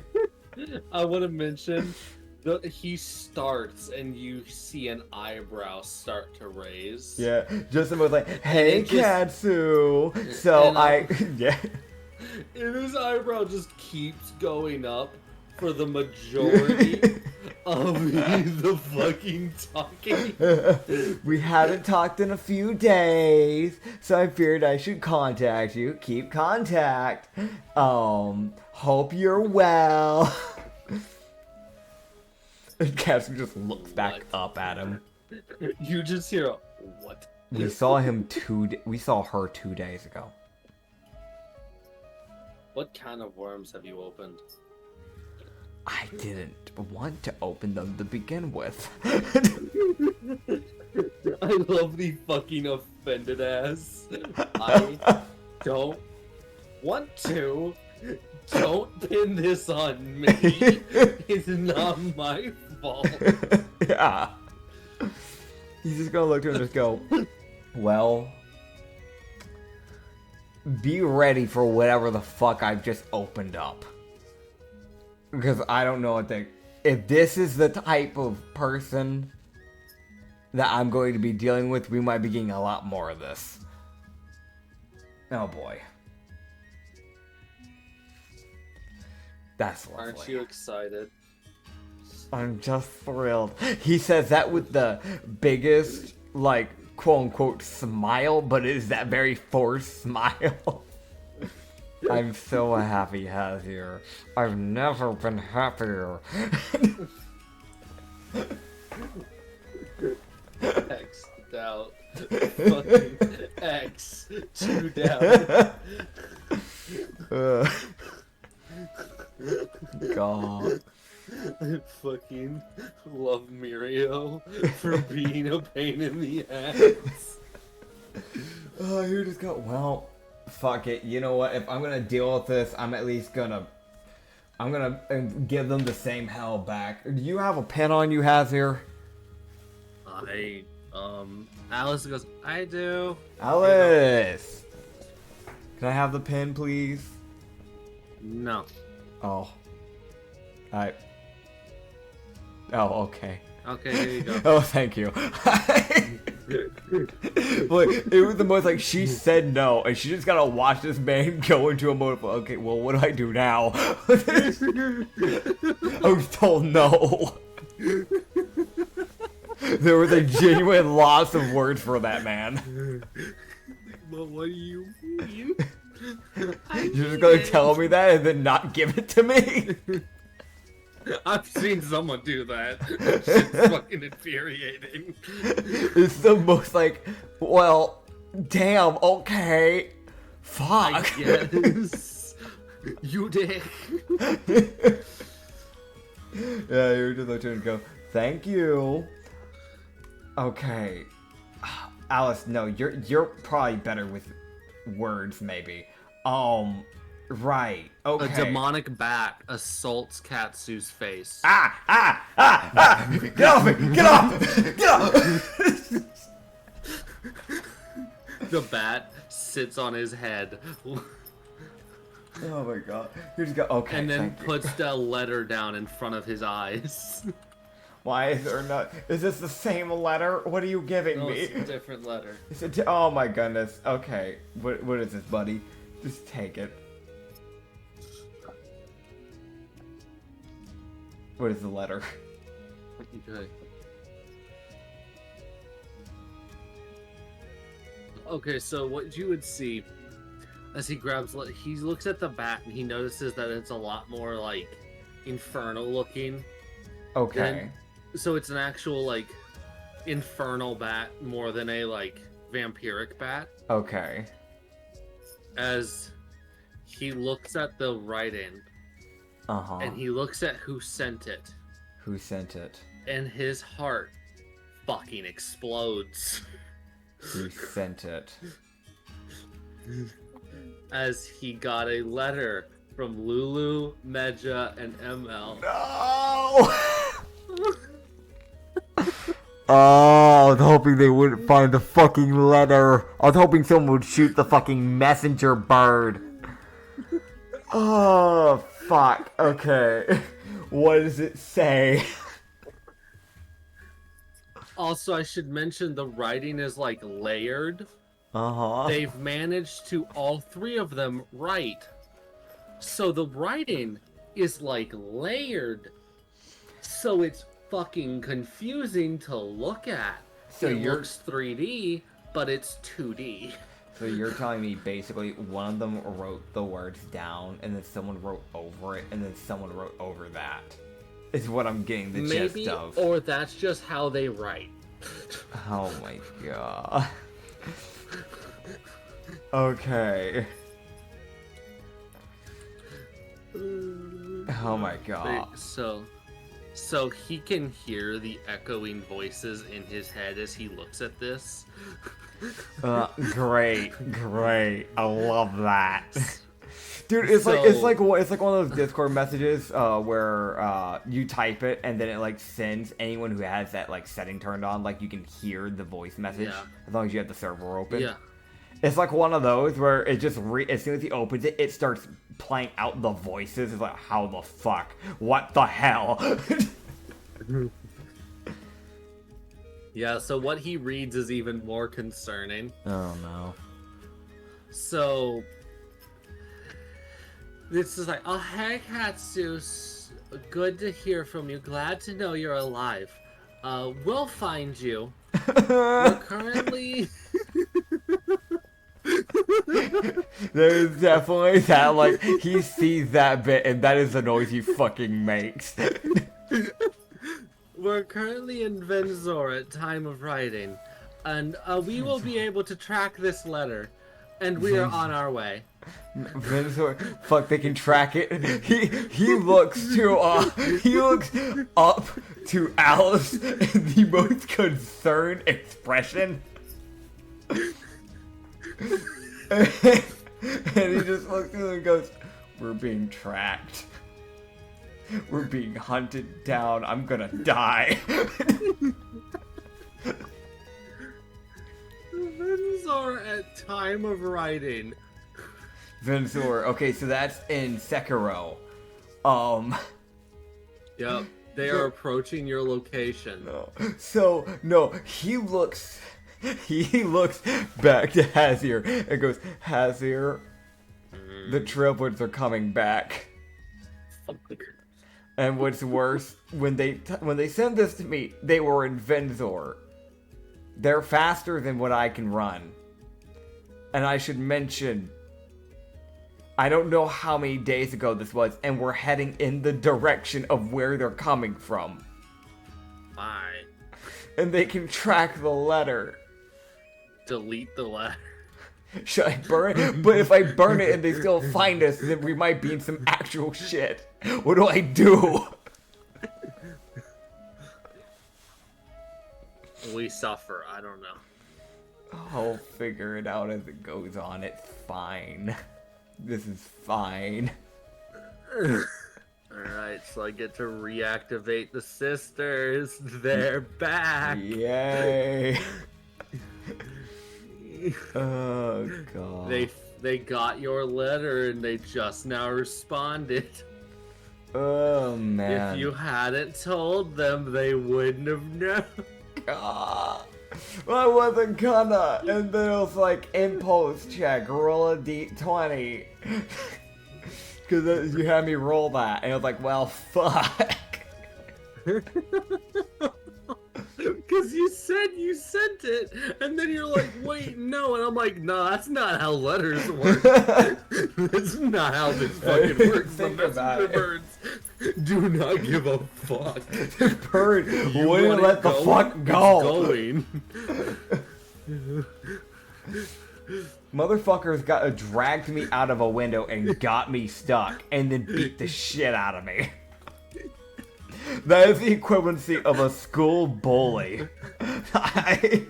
They shoved him in a locker, basically, and beat the shit out of him. That is the equivalency of that. Stop her. Fucking stop her. I don't trust the messenger birds. Dude, man, it's your fault. You said go, and they said aight. It's going. I don't want it to go anymore. I didn't ask. God. Motherfuckers. Alright. Man's really said, anyways, it's going. You're like, but it's not. And it's like, it is now. Dude. Fucking come here. I tried to stop it. You really did. He was not successful. Oh man. I think something that actually would be smart before we end the day off would be to try and contact Emrak to let her know that we're on our way to her. So hopefully maybe we can even, if it gets there in time, we might be able to meet her up before she gets any further down to the underground. I don't think she'll go past Burkton, but there's always a shot. So From what it seems, she was just flying down. Yeah. She's probably just seeing if you went down there. That's fair. She's probably just gonna get down and be like, "Did you anyone here see a Tanuki? No? Okay, I'm leaving." Fair. Yeah, so Katsu's just gonna write a letter out just saying, "Hey, Emrak, this is Katsu. We are heading to Crossroads to try and find you. We heard that you're near Burkton. We're gonna... Yeah, I don't know if you're still there. That was like a week ago, from what I understand, because we found Yilkith. Hope you're safe." Like, that's the message. That's the message. I can just imagine the fucking pauses. Yeah, no, there's definitely like a ... in every pause. Hell yeah. Yeah. I hope you're safe. Sincerely, Katsu. Maybe Ito. Maybe Ito. That's to be determined. But yeah. He's gonna send that out. Perfect. I'm currently... Is there anyone else I need to send a message to? I guess, because we know Roderick's possibly out there. He'll probably just send another update to Roderick just in case ahead of time, like, "Hey Roderick, we're going on our way to Crossroads right now to pick up Emrak. We're gonna try and find you as fast as possible. We do know you're in Sekiro at least, so that's something. Or at least we think you are. Maybe you're not. I don't know. I'm trying." That "I'm trying" is definitely written in there. Yeah, the bird does fly towards Sekiro. Nice. So he is alive. That's good. You would see it basically take a beeline. So, like, you're in Aerith, right? Yeah. He sees this thing just fucking beeline south. Okay. Like, it's not... It takes a straight shot south. Nice. And these birds typically fly directly towards their target. Gotcha. So... Fucking south of us, meaning he's either inside the canyon of the Underdark, or... Yeah, so he's either in there. We're in Aerith. So he could all just Yeah. possibly be going for Athlony or Frostford or maybe Solheim or Davencourt. Those are like the more southish cities I'm saying. There's also Solaris, which is the capital of Sekiro. I mean, there's a shot, but I doubt they would let him in, considering how racist that country is. Dude, he didn't fucking ask. Yeah. Dude, Roderick is the epitome of "did I fucking stutter? Open the door." Dude, he is going to become known as like a serial killer in the capital. Like, there's gonna be He's like definitely killed a lot of people. There's definitely like a 15,000 copper bounty on his head right now or something. I mean, if you want that to be canon, man. I don't want that to be canon, but I have a feeling. Because it's Roderick. Listen, man. It's their fault they got in the way of the arrows. Yeah, sure. Okay.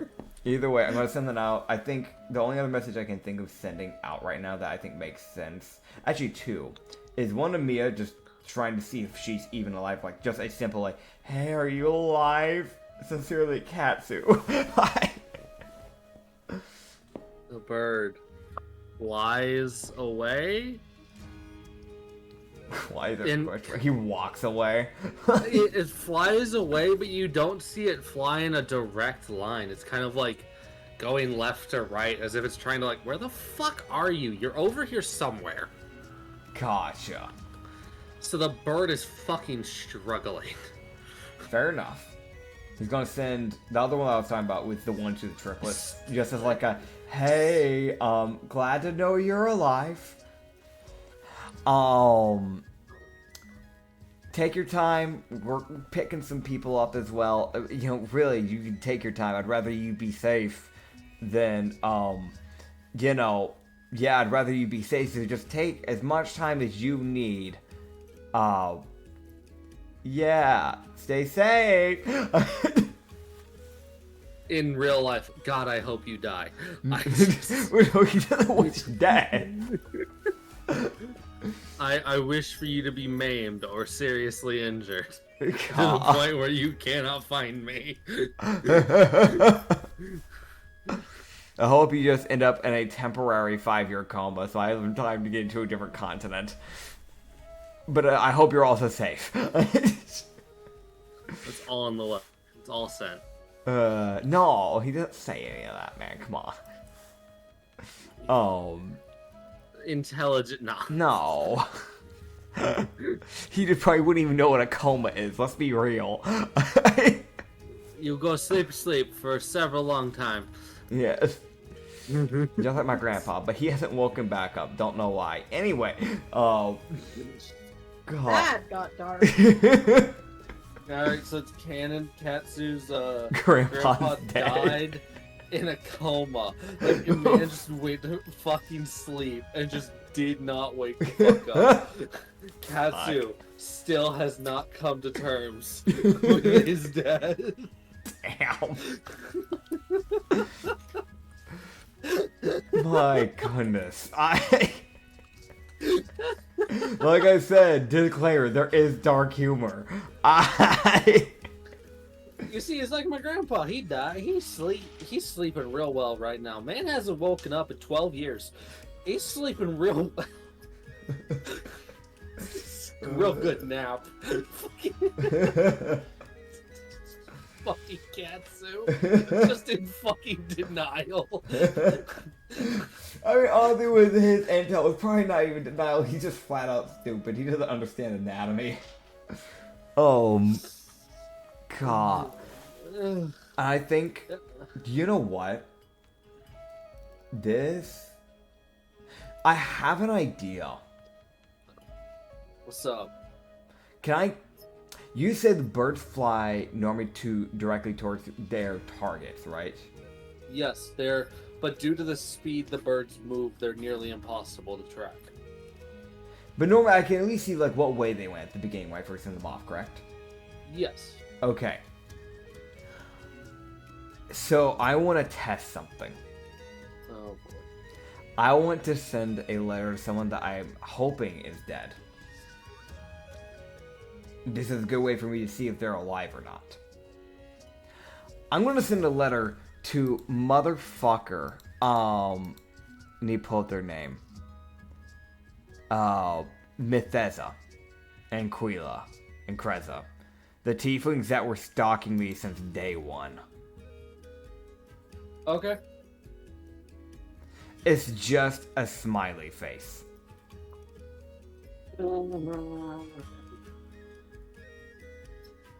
That's it. Okay. You would see the bird take this letter, look at you like, the fuck is this letter? And then it flies away. Okay. Eastern with a slight northern tilt to it. Okay, so the problem is that they are alive then. And it flies away in a basically pretty much beeline. Pretty heavily east, but with like a slight up tilt of north. Okay, so east is technically in a map perspective to the right, correct? Or is Yes. Yes. So they're probably in Erstonia or Zenar is my guess. I don't like that. Okay, the thing that I should have put a bomb on it. Fuck. Oh well. That would have set them straight. God. Well, they don't know who sent it. Yet. Yeah, because I didn't even sign it. Smart. Yeah.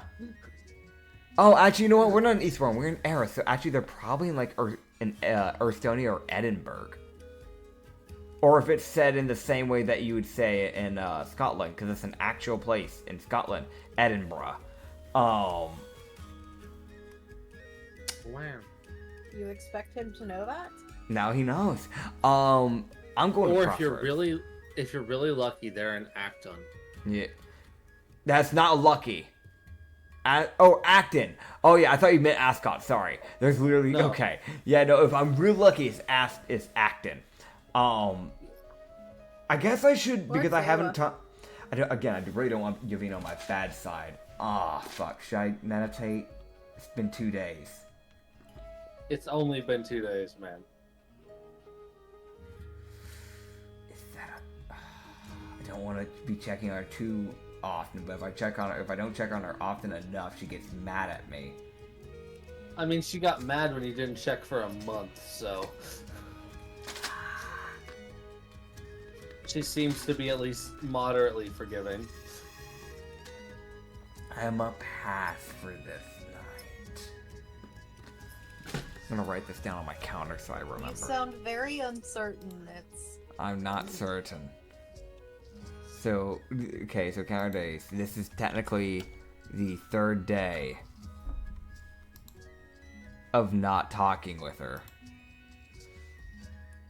I think my max for going without her is like a week before I start to get concerned. So at best, I'm a push for 5 days. That might be a good balance to where I don't fuck myself over and I don't gain her favor at the same time. I'm hoping.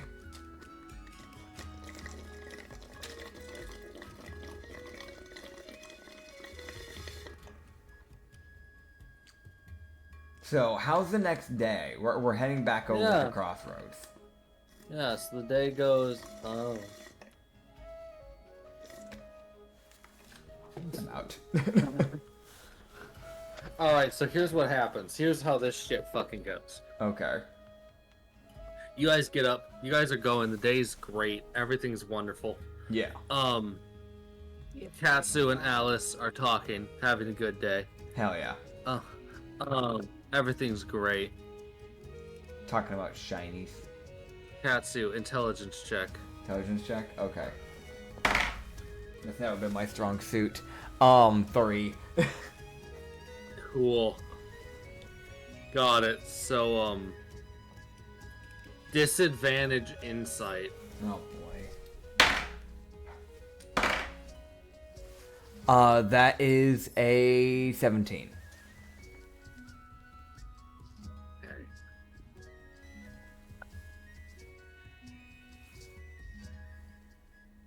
Got it.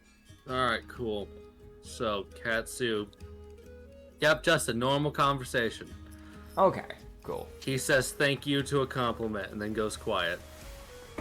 Yeah! Great. He's pulling a me. And he does it with fucking gusto. Of course. Like, no conversation. That or he definitely does like the like counting on what the compliment was. There's definitely a possibility he just went like, "Oh yeah, you too." Like, nope, he didn't say you too. okay. Just said, "Oh, thanks." Great. Lovely. It's a wonder Katsu hasn't been killed in his sleep. My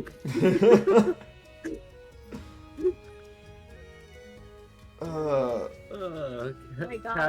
Katsu and Nits. Faces. Katsu and Fusion. Katsu and Nits Fusion win. God. Same character. It's the same person. Listen, I don't need to be okay. Considering Katsu's like current moments, I don't need to be constantly falling over shit and then getting stuck in random things. That's the last thing I need. You don't do that already anyway? Not that I can think of. Not at least off the top of my head. I think I've only gotten stuck like one time before, and that was it. I'd have thought it'd have been way worse. I mean, I honestly I think the one time I got stuck was because I was having to help clean out like a cabinet area when we were moving out of an apartment one time, and this was like maybe like I think 2 or 3 years ago. We were moving out of an apartment, and there's this one cabinet. It's like it was this weird cabinet. It's like, you know how counters in kitchens, right? They always have like a corner area where like it becomes an L. Because it kind of wraps around the curve of the wall. There's this one cabinet. I've never seen this in any other place I've been to before. I was a military kid. I moved around a lot. I've never seen a house or an apartment that had a cabinet that had a spinning thing built into the center, in like the corner area, where it had 2 doors. You open it up and like you put your stuff on it. You can spin it around, but it had like a lot of depth. Parents had one of those. Really? That's the only time I've ever seen it. And the thing is that we need to clean it out so that way, you know, we don't get charged because we didn't clean the apartment. So I had to go into it to clean it out because it weirdly enough had a decent depth. Yeah, no, you can. I don't think I have to explain. It was just my hips and my ass that got stuck. That was the bit that I got stuck with. So I fit fine otherwise.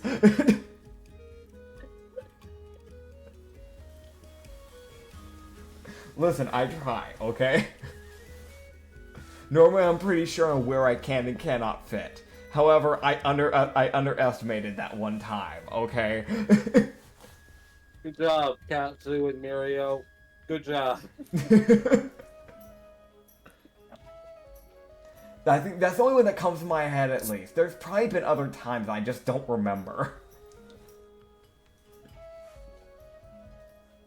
Mario, so moving on. Fair enough.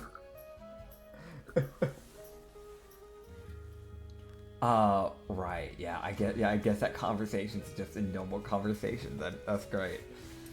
Sure, quote unquote. Yeah. None. Yeah, he's just having a normal, everyday conversation. Yeah, as they would, as Katsu would get to Crossroads just fine. Alright. Things are going good. Well, actually, no, I lied. I was gonna say, did we do like 3 days travel in 1 day? I fucked up. My brain died. That conversation gave me a mental aneurysm for a moment there. Why? Why did it do that, huh? Because I completely forgot what I had planned. Fair. Oh no, I did get stuck recently. Never mind. We're not getting into that. Do tell, my friend. Sorry, I just remembered I had to get something out from... So I work at a school, and there's a, like, in the music area, we call it the fine arts. There is, like, a classroom upstairs, or, like, a whole entire, like, there's, like, several buildings, one's meant just for, like, lower school, upper school, high school, that stuff. And the high school has a building that has, like, all their classes, like, above the cafeteria. And there's this one room that's meant for the, like, band kids. And they have, like, this big old black stage thing that can be picked up, moved around, folded up, all that. And there was some, I don't even remember what it was, but something fell underneath a portion of the stage. And I was trying to get to it. And my broom couldn't reach it, so I had to, like, go under it to get it. I don't think I have to specify what part of me got stuck, but it got stuck. So that was a fight. That was a fight that I had to get out. But I did get out eventually. Just took me a bit. I'm gonna be honest, these stories of you getting your butt stuck in places is kind of amusing. Alright, the fact that it's happening at all is already by itself, I guess, kind of amusing, because I'm a skinny motherfucker. That's like the one body part that I work on, though, so it checks out.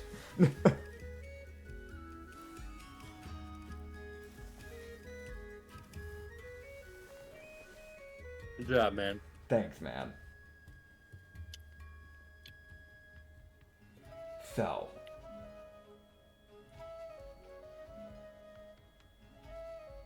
A birthday and travel. Travel, yeah. Fucking dying over here. Fair. I desperately need you to come by. Alright, I'll be fine. Here we go.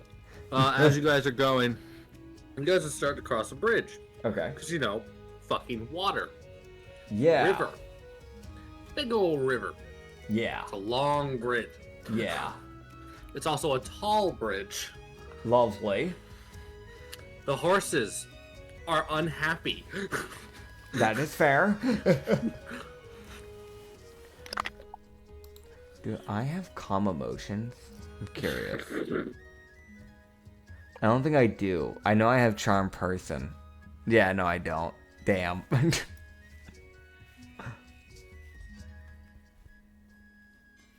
I guess I could try to, like, use animal handling to, like, try and help calm them down a bit. That might be good.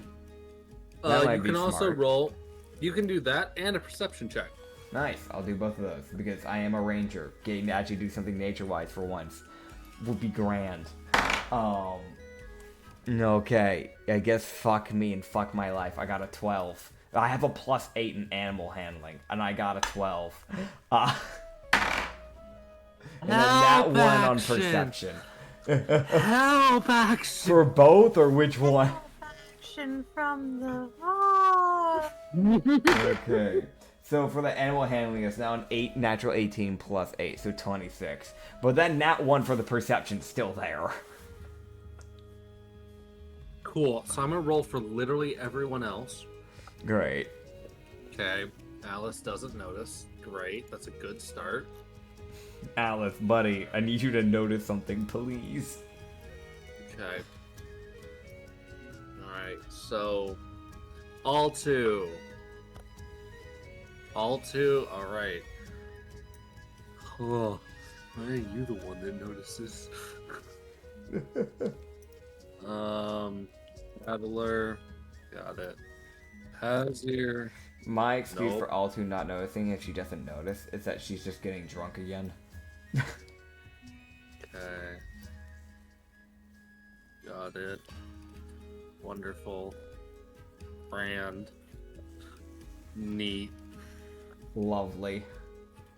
Wondrous. So the bats detect something. That's lovely. That is just great, man. Yes. Alright. So Katsu sees 200 bats fly past him Okay. and go under the bridge, Okay. investigating. You hear all two with her natural 20. Oh my goodness. Are you drunk? No, she's sober. Once in For her life. once. Oh my goodness. I'm so proud of her. It's such a sad standard, but like... It's like looking at Yuko and be like, I'm so proud of what? You're not asleep. Oh, dude. Yeah. Fucking standards are terrible. Oh, yeah.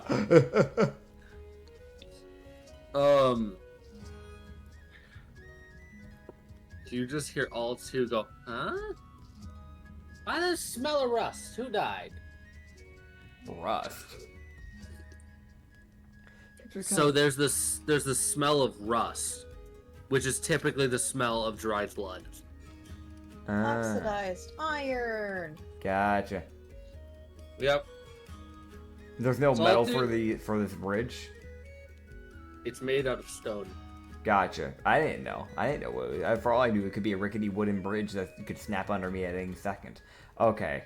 It's a big old chunky fucking stone bridge. Gotcha. It's like an Maintained. archy bridge. You go arch. Okay.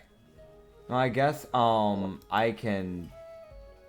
Yeah, I mean, I guess just let the bats investigate. They'll probably find it. You see the bats with a vengeance Yeah. drag a fucking corpse. Great. They lift the corpse and drop it onto the side of the bridge. Like, here you go. Appreciate it, buds. What am I Here's- looking at?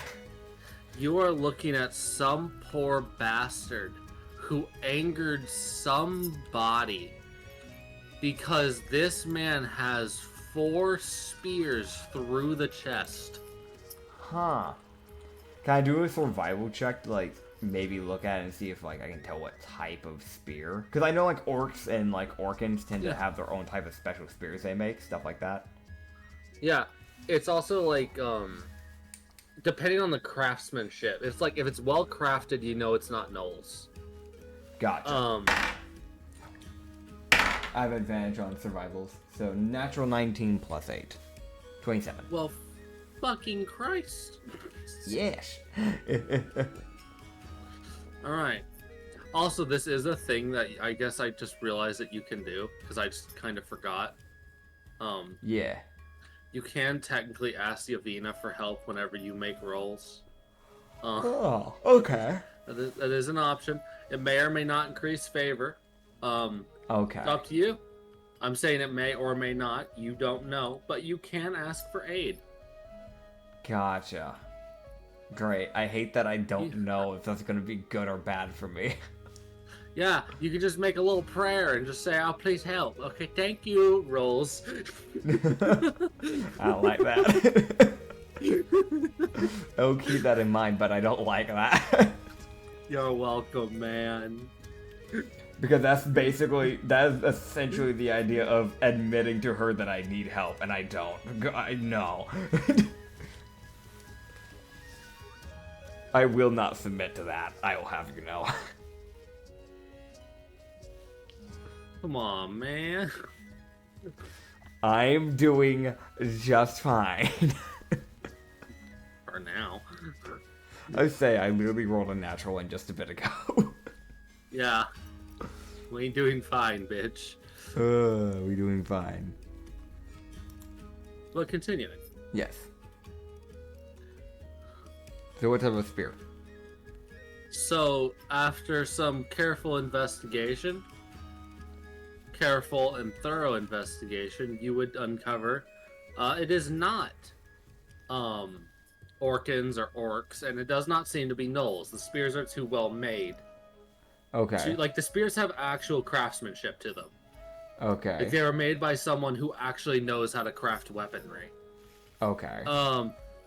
Now there is the option to kind of pass one of them around through your ranks of bouncers to see if any of them recognize the craftsmanship, because you do have a fucking wide assortment of people. Yeah. I mean, I'll definitely do it, because we have, like, a Druidinesh here. We have an Elven person who's literally just kitted to the knives with random weapons. We have people like Merzel. Like, yeah, let's do that. Okay, neat. You have Altu.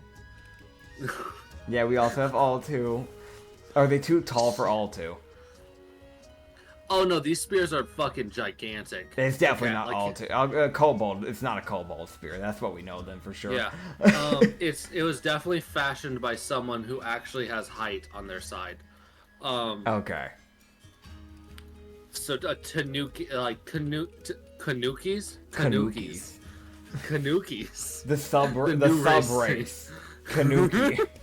They're like they're underground rock dwelling Tanukis. They're the like fucking mean brother of like Tanukis. Kanukis. They're dumb as shit, but man, they'll bite your knees off. It's like normal Tanukis. Their like main thing is dex, charisma, and intel. Though Kanukis, con, strength. What do you mean strength? They may be 4'1", but they'll lift your heavy ass up, and they will toss you off that cliff. I want this subrace to exist.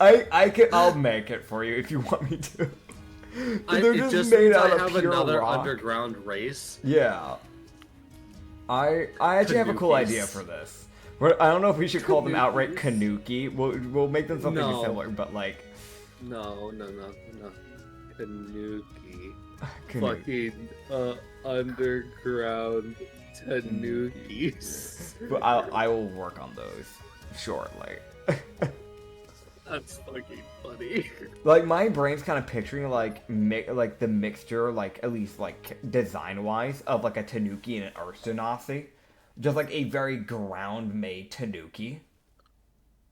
Fucking angry looking. Oh yeah, definitely. I am Anger Bean. What do you mean? I am menace to society. Come here. God. I'm gonna break your fucking knees. Normal Tanukis love gears and copper. Loves to make like very like shiny things. So like artificers are like their common go-to classes with like druids. and rogues. Meanwhile, these guys, how about barbarian? Barbarian, fighter, and fuck you in particular. Paladins.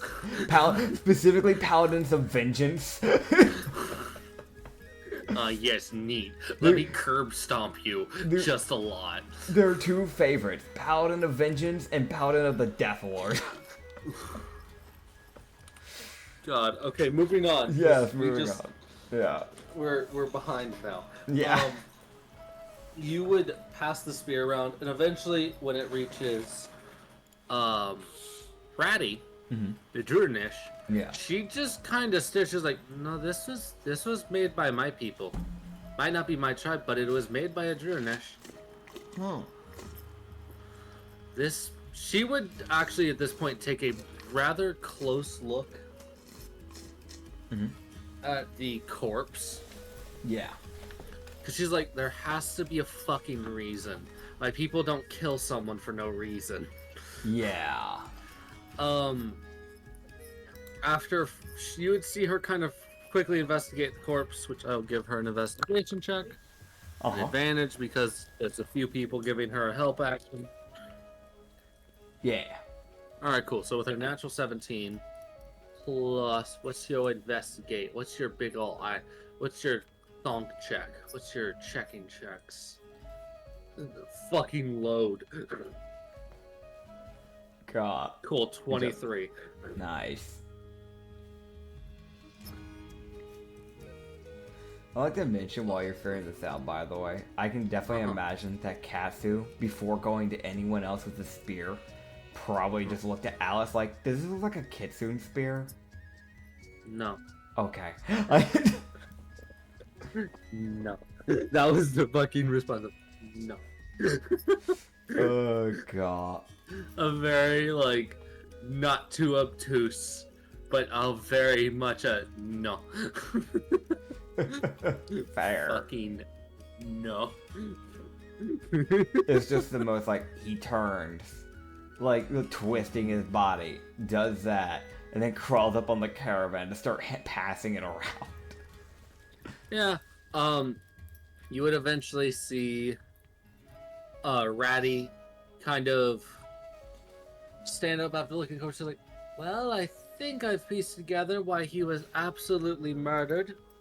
Oh? Also, I should describe this corpse. This guy had 4 spears thrown through his chest. Yeah. And his face was pretty beaten to a pulp. Okay. Like, he was probably punched to death. Gotcha. If the spears didn't kill him. Ratty's best guess, he did something against somebody important.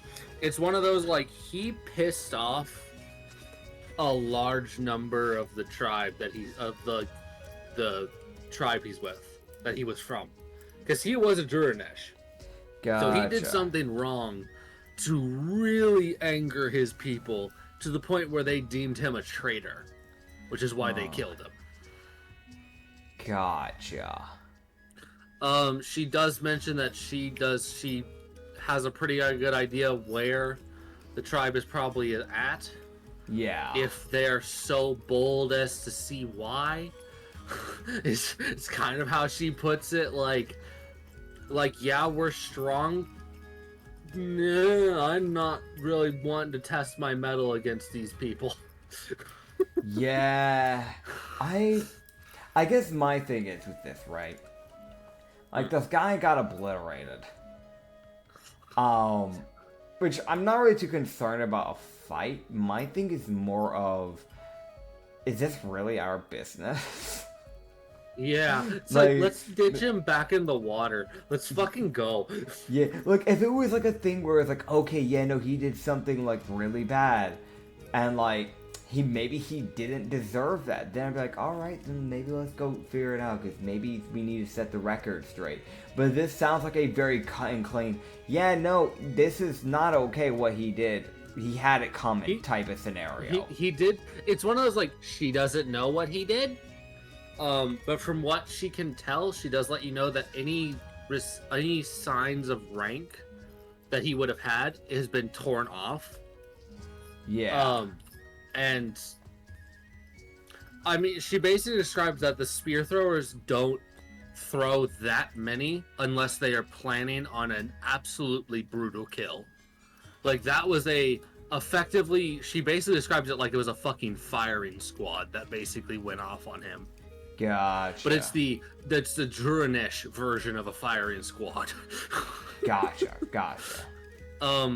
So she's basically on par. She's actually in the same boat as you, as like this isn't our fucking business. I would prefer to drop him back into the river now.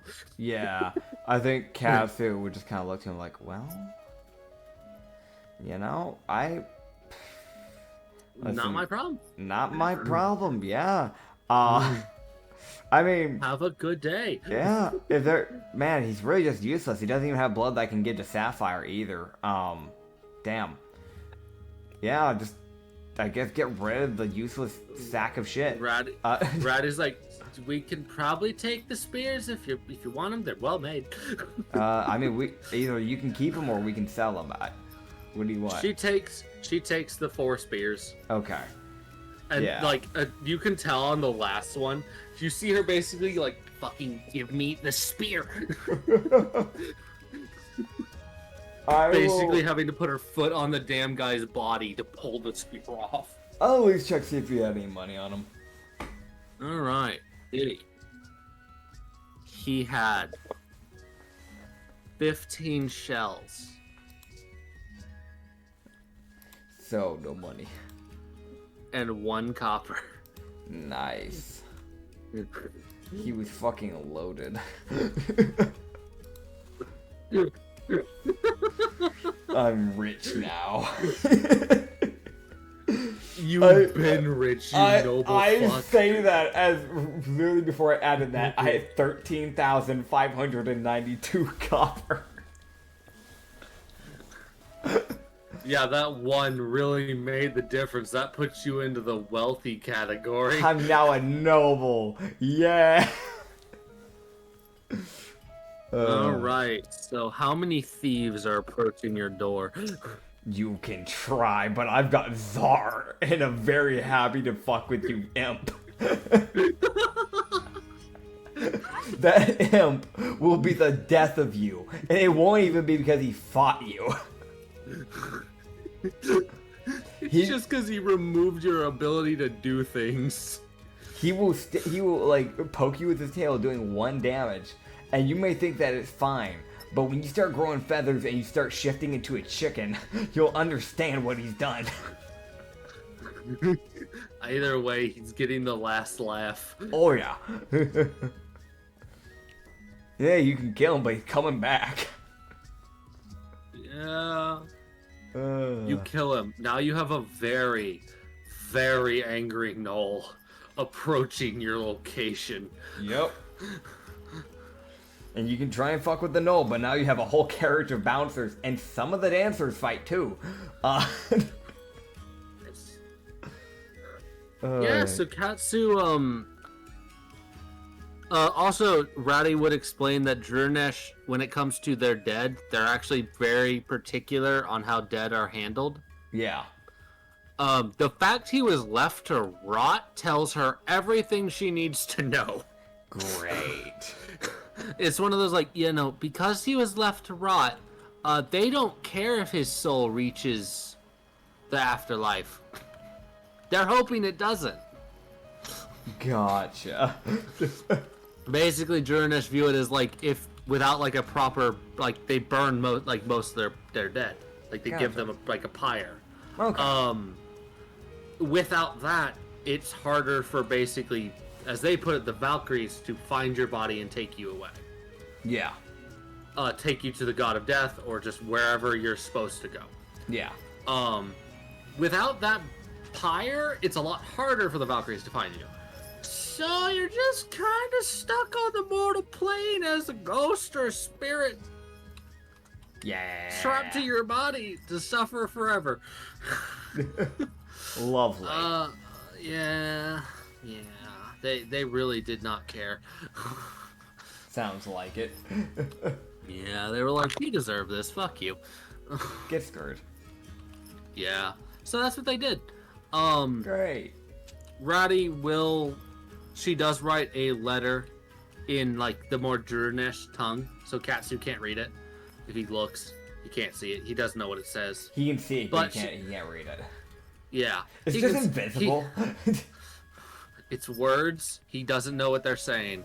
Fair.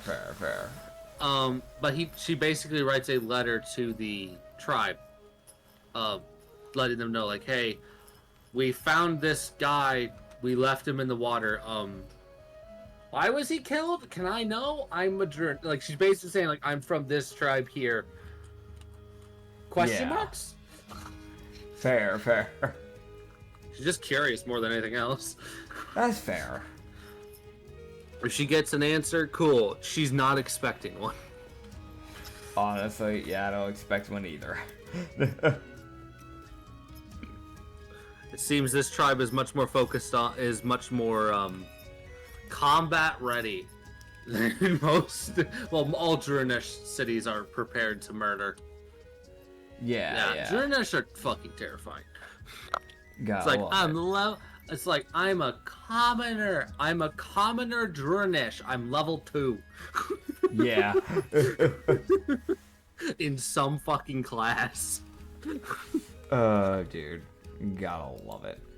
Yeah. So Katsu keeps going. He got 1 copper.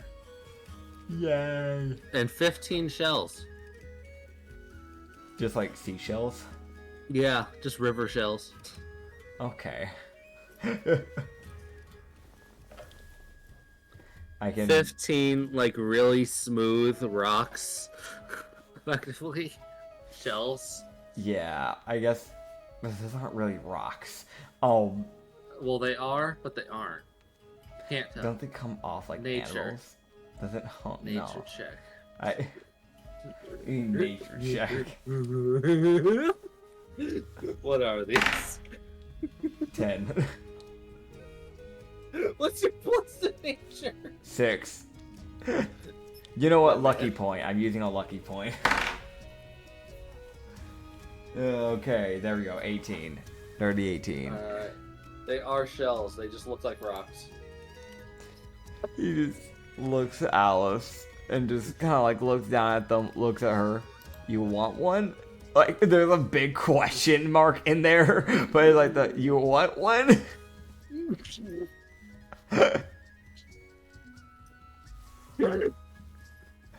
Sure.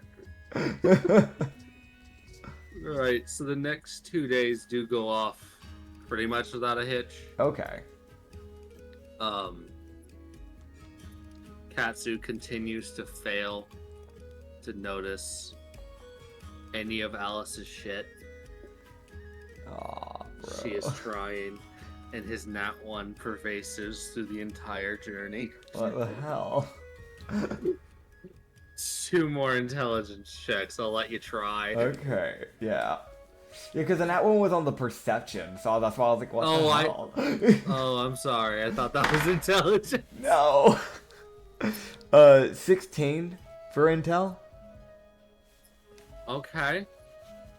So he gets to roll a normal insight. Yay. I'm using a lucky point if that's alright. What'd you roll? Nat 1. I'm... May I? Yes, you can. You have those Okay. points for a reason. Yeah, I never used them. Alright, there it is. A natural 19 plus 9. Or plus 8, Holy sorry. 27. Shit, he actually recognizes she's flirting with him. It took him 3 days. What's the, Two different worlds. God. It took him the entirety of his time knowing her Yeah. to finally succeed once. That checks out. That checks out. Look, man, I'm trying to make it as accurate to you as I can and how you Thanks, set man. this character up. Thanks, Um, man. It's less a point of view, and just I looked at how you set up this character. I was like, yeah, no, he's fucking oblivious. Got it. Difficult insight checks. Here we go. He doesn't even know what flirting is. Basically at that point, yeah, Anya. He fucking tried. Maybe, or he's just being a dick. God. He's just a dumbass. I think he tried to fuck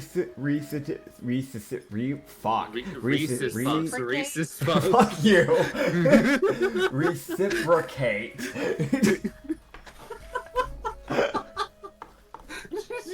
He tried to Reese's Puff. Beat him up, beat him up, beat him up. Dude, you get flirt with him, that's what you do. You just full on go at it. God. God. He like opens his mouth to say something and there's just like 3 different bats that have like showed up behind him just screaming that.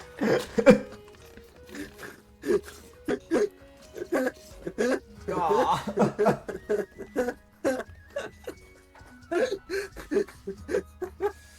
Oh my God. Good. I think I killed him. Damn it, Nits. I'm not trying How many to. times have I told you not to kill him? A few times now at this point. Oh god, that's fucking on par with a meme I found earlier in the week, and I've been dying over it for the last 2 days. God.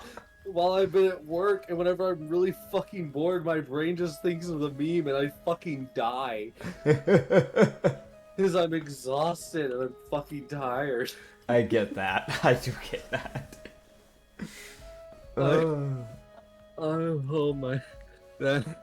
The Holy bats shit. just showing up in the background is my favorite thought process. They just have like they just have like the hat like baseball caps on like backwards. Like they've got like random fucking golden necklaces type of bullshit. There you go. You gotta love it, man. You gotta love it. I mean, I don't know what the flirt is, so I can't really reciprocate it back properly, like in like RP. But he would try to subtly do it back. Yeah, no. Yeah, so here's what I'm just picturing right now, just in the background. Okay. There's no audio, luckily. What do you mean? There's no audio, luckily. I sent a video. Oh, It's okay. just He sent me a fucking video. Reese's Okay, Puffs. hold on. God. Oh, it's on Pinterest too. Oh, this I found it. Eat him up, beat him up, beat him up, beat him up. Reese's Puff, beat him up. Hold on, wait. Can I like? Hold on. If I do not available your location. Good. Oh, okay. I get it. Never mind. God. For those who don't know, it is just the Reese's Puff song, but it has the pug that that's just dancing, and they have like the flash on, so his eyes are like beaming white. Yeah, it's just that, but sped up faster. Also, the fucking comments in this Pinterest. Admittedly, hey mom, I get the fitness grading pacer test is a multi-stage aerobic capacity test that progressively gets more difficult as it continues. The running speed slowly starts to get faster each minute after hearing the signal beep. After a signal lap, that should be completed each time you hear the sound ding. Just remember to run as long as possible. The second time you hear the lap before the sound, the test is, and then it stops there. Why is everything I just? know how you're able to read that word for word, but you cannot pronounce reciprocate. I don't know. As I said, it's becoming a big that's becoming more and more common for me randomly, where like I can do shit like that and then I just die on a word. Literally, I was trying to just vibe on a video game with some friends last night, and I kept coming to words and my brain would go, what word? Oh yeah, and I did the completely wrong word, like just like insanely incorrect. I don't know. I sent another meme and He sent me a picture one that's not a video with the seagull where it has the 3 pictures and has the one where he's staring forward, then cranks his neck back and then starts screaming. When mom calls your name from downstairs. Yeah? Inhales, throwing his head back. Yes, mother dearest! That. He sent me that. that has killed me at work. That is the meme that I refound and I fucking died. Fair. I always hated it when my parents would do that, where they'd call my name. I'm like, just come to my room and talk to me. Why are you yelling my name? And the thing is, right, when you yell back, They don't reply. don't yell it, don't speak to me with that tone. And I'm like, why are you across the building then? Yeah. Well, my parents never hit me with the "don't talk to me" in that tone whenever I would yell back. Because to be fair, they yelled at me first. But like, it was definitely one of those things where like they would just go, "Can you come here for a second?" Or they just wouldn't reply at all. And then I'd have to go over there. It's just the most like, just come to my room, man, or where I'm at. Suffering. I always hated that as a kid.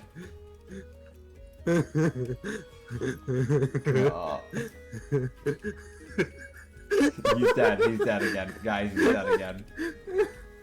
Dude, we the like one time that Katsu picked up on Flirt. And it's like normally in like a D&D session like this, normally it's like, oh, okay, here comes the romantical scene and all that stuff.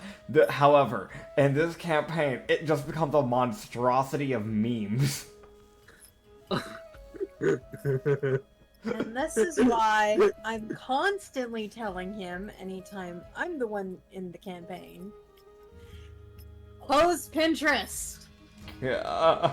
Look what I just said. Oh my goodness. He's on. Y'all, he's back at it. Alexa, stop. Stop. The seagull throwing his head back. For God's sake. Shut the fuck up! Yeah, he's back at it. He's back at it. Alright, anyways, progression. Yeah, it's progression. Oh, are you actually continuing now? I don't know. Maybe. Maybe not. Maybe not. What does my Pinterest have for me? Moving on. Okay, Yeah. so, Welcome Close to this. my suffering. Yeah, welcome to my suffering. Oh, that's an actual, like, interesting. What the fuck is that, actually? That's just a furry. Okay, get that out of here.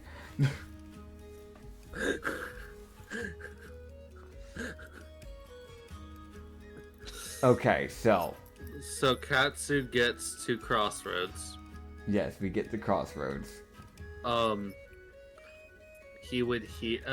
Crossroads is a bit of a weird city. Yes.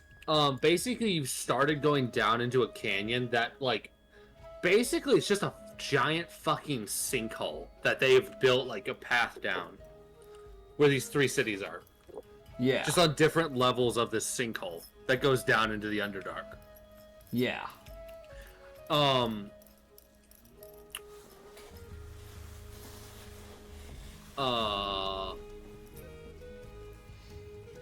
So it's not super far down to get to Crossroads, but it's enough of that, like, oh wow, oh yeah, no, this is different. To give you an idea, it's a giant, like, most of the thing that's outlined in it's red. It's circled red. That's for the most part just a fucking hole. Like, that's all open, just it's down. Yeah. Like an open cavern. Yeah. And you can see across the cavern, like, a giant waterfall that's just, the water's just descending into the abyss. Yeah, yeah. So it's like, well, none of that water's fucking reaching the bottom. So by that point, it's just dissipated into a mist, but it looks cool. Fair enough. It's very far away, though. Fair. Because, you know, it... Well, also, this is not, like, as many days across as this, because the descending takes longer as well. Gotcha. So, they would get in to this city. Okay. As Katsu looks over and he sees one of the newspaper boys. So it almost looks like the same kid he's seen in every other city. Oh god, dude. These guys, I swear, these are just a bunch of cousins. and you see this kid rear his head back the second you get within earshot. I'm closing my ears. And I'm doing the same for Alice because she's beside me. Just fucking flat. Like, It's one of those things where I slam my ears and I use my hands to put down her ears. So, like, just, nope, don't listen to this. Deafen yourself, buddy.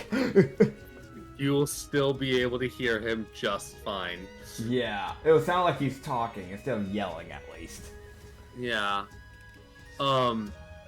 As this guy just goes, Xanar burns! Oh boy, yeah, there it is. There's another town of Zebek down. As they describe, Xanar basically just got fucking torched. Great. The guards tried from the way it was described. Lovely. So these 4 people that he heard about have now curb stomped Estonia and then Xanar. Yeah. So that's 2 cities out of the math. 2, 4, 6, 8, 9. 2 out of the 9 are down. Lovely. 7 left. It's just grand. Yeah, he's glad he got the fuck out of there. Yep. I'm also sad because I just hope they don't destroy my tavern in Gold Crust. I'm gonna send, while I'm thinking about that, I'm actually gonna send like a letter up, I guess, to my tavern, just like a heads up, like, hey, if things start going bad, because I heard about what's going on in Zebek, if things start going bad, don't put up any like, you know, major fight. resistance. Just yield yourself to them. Yeah. Just get out of there if they try and attack you, because there's apparently 4 big men that are just going around and mansplaining against people. Just, you know, let them know you won't raise an arm. If you don't raise an arm to them, they won't kill you, from what I've heard. So just, you know, play it cool. So Katsu gets another letter. Oh no. From whom? It's the same running away bird. Oh, Mario's back. Okay. It lands on Katsu, and Katsu looks at the poor bird and You just see goes, this bird, so he's sitting there as he gets down from his carriage. He just sees this bird walk up. Like, yeah. I'm taking as long as I fucking can to deliver this. Katsu looks to the bird and just goes, I'm so sorry, in Sylvan. Just the most I pity you, like, type of I'm so sorry. It's the same bird, too, from what he can tell. God, okay, I'm gonna take the letter from the bird. Yeah. It's Mario. Yeah. You hadn't guessed. Great. You know what? Can I do a thing real quick? Well, What? after I grab the letter from the bird, I just want to Katsu's gonna kind of like look to the bird and just go, "Oh, you're injured, aren't you, buddy? Yeah. You must be injured, right? You're injured. You Yeah. see the bird crinkle up its wing, I'm so injured. Here, let me how about this, buddy? Until you heal up, how about you just stick with me? Let's get you nice and healed up. Little bird goes into one of the carriages. Just the most alright, fucking bet. You're just gonna look to who's the first bouncer that's near me. I know in the first caravans, actually, this is probably a good thing to check. The first caravans normally have Manny, Kenya, and Merzel. So it's Merzel. Okay, so he just looked at Merzel and go, "Hey Merzel, can you do me a favor? Can you make a little spot in the first caravan for that bird? Like just grab some clothing or something it can sit on, so it's not sitting on a hard floor. Just make it comfy for that poor bird." Got it. Appreciate it, man. It's very He's injured. Confused, but he agrees. All right. He looks at this very much fine bird that's very much lying to everyone around. It is that thing where it's like if Mirio ever saw it, it would be like she would. I feel like she would fall for it pretty easily. But for literally anyone else, that is the most like disadvantaged deception. Advantage insight. Yeah. Okay. My goodness. Right, so what's this letter say? Hi, Katsu. I haven't heard from you. What do you mean? I just sent you an Aerith like 3 days ago.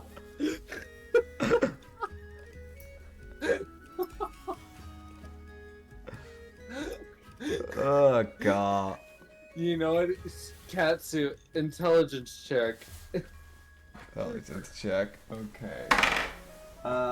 That is an 8 plus 1, so 9. Good enough. Stupid understands stupid. Thanks, man. Appreciate She probably it. sent this. Uh-huh. She probably sent this before she received the other letter. Oh my god. he just looks to Alice and just goes, "Guess who sent a letter, Alice?" Oh. It's Mirio again. What the fuck? I'm pretty sure she got impatient and sent me another letter without having even given me the time to have my letter reach her back. Lovely. I want to mention, you can definitely tell that bird took its sweet ass time getting to you. It took its fucking time. He would. I don't blame it. He would just kind of put like his right hand just on his face, just like you know, just rubbing his temple. Oh yeah. And just muttering, "Dear Yavina, please help me. I fucking." Oh, Give me the boy. patience, because if you give me the strength, I'll strangle a bitch. Like, Yeah. someone's fucking dying. Exactly. Give me the patience. Katsu's Don't friendly, give me the strength. but there's a difference between friendly and clingy, and that's fucking clingy. I hope Mirio. I'm playing Mirio correctly. No, you are, because when she was my PC, she sent everybody letters within like a span of 2 days each, so it checks out. If she didn't send you a letter within a week, it was kind of concerning, because normally that means something was happening. Yeah. Progressioning. Yes. Is there a tavern nearby? There is more to that letter. Okay. Because we got caught up on the I haven't heard from you. And it's like, bitch, I talked to you 2 days ago. As you keep reading. Yeah. She's like, I hope you're well. I hope you're out of Zebek. An old friend of mine's burning it to the ground. I'm sorry. That's not okay. Can you ask him to stop? There's a little smiley face. Oh my as god. well. I've told him your name and what your carriage looks like, so he won't kill you. He's reading this out loud, by the way.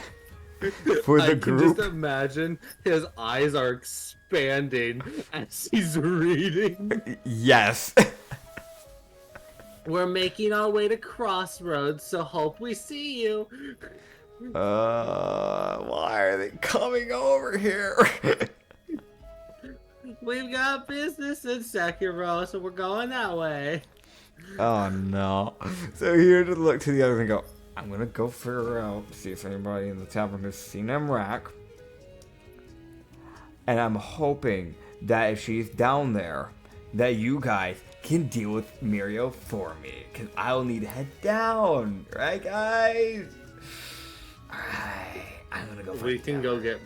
You just hear Mirza go. We can go get Emrak. You can Watch. No, really. No, that's too kind. But, you know, I shouldn't make the bouncers do all the heavy work, you know? Owner's gotta step up.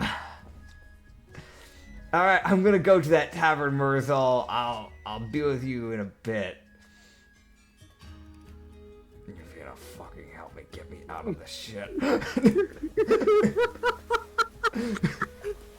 Lord, give me the will.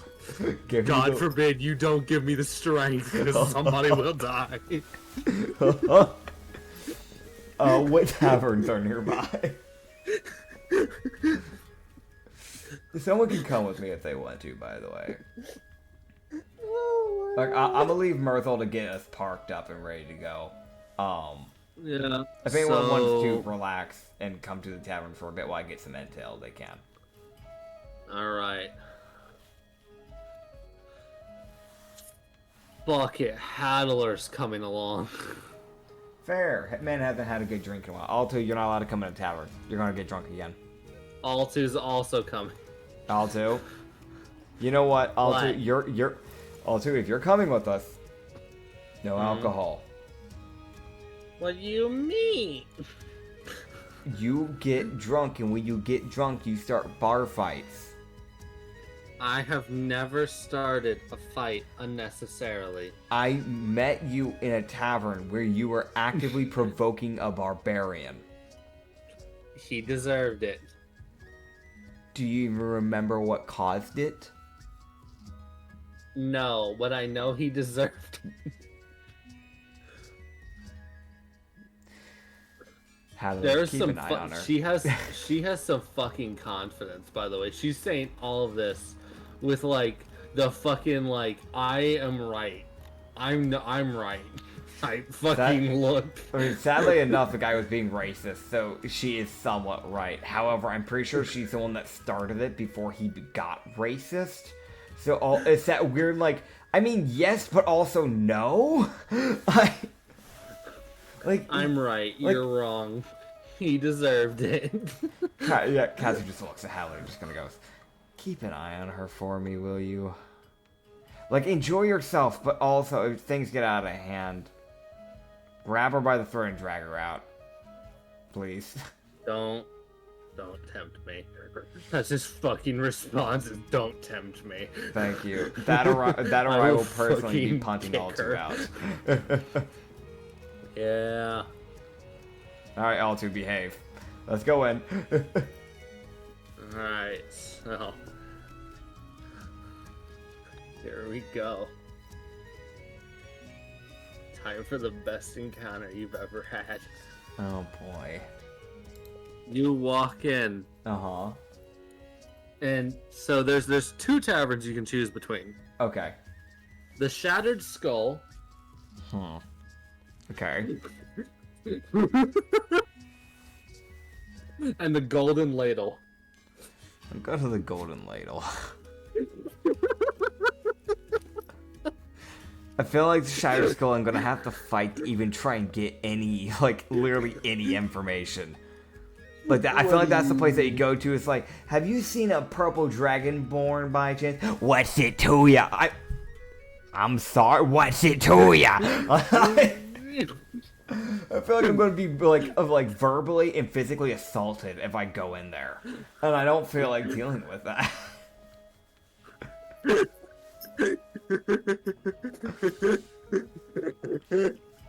One's an outlaw tavern, the other one's just a normal tavern that has decent people.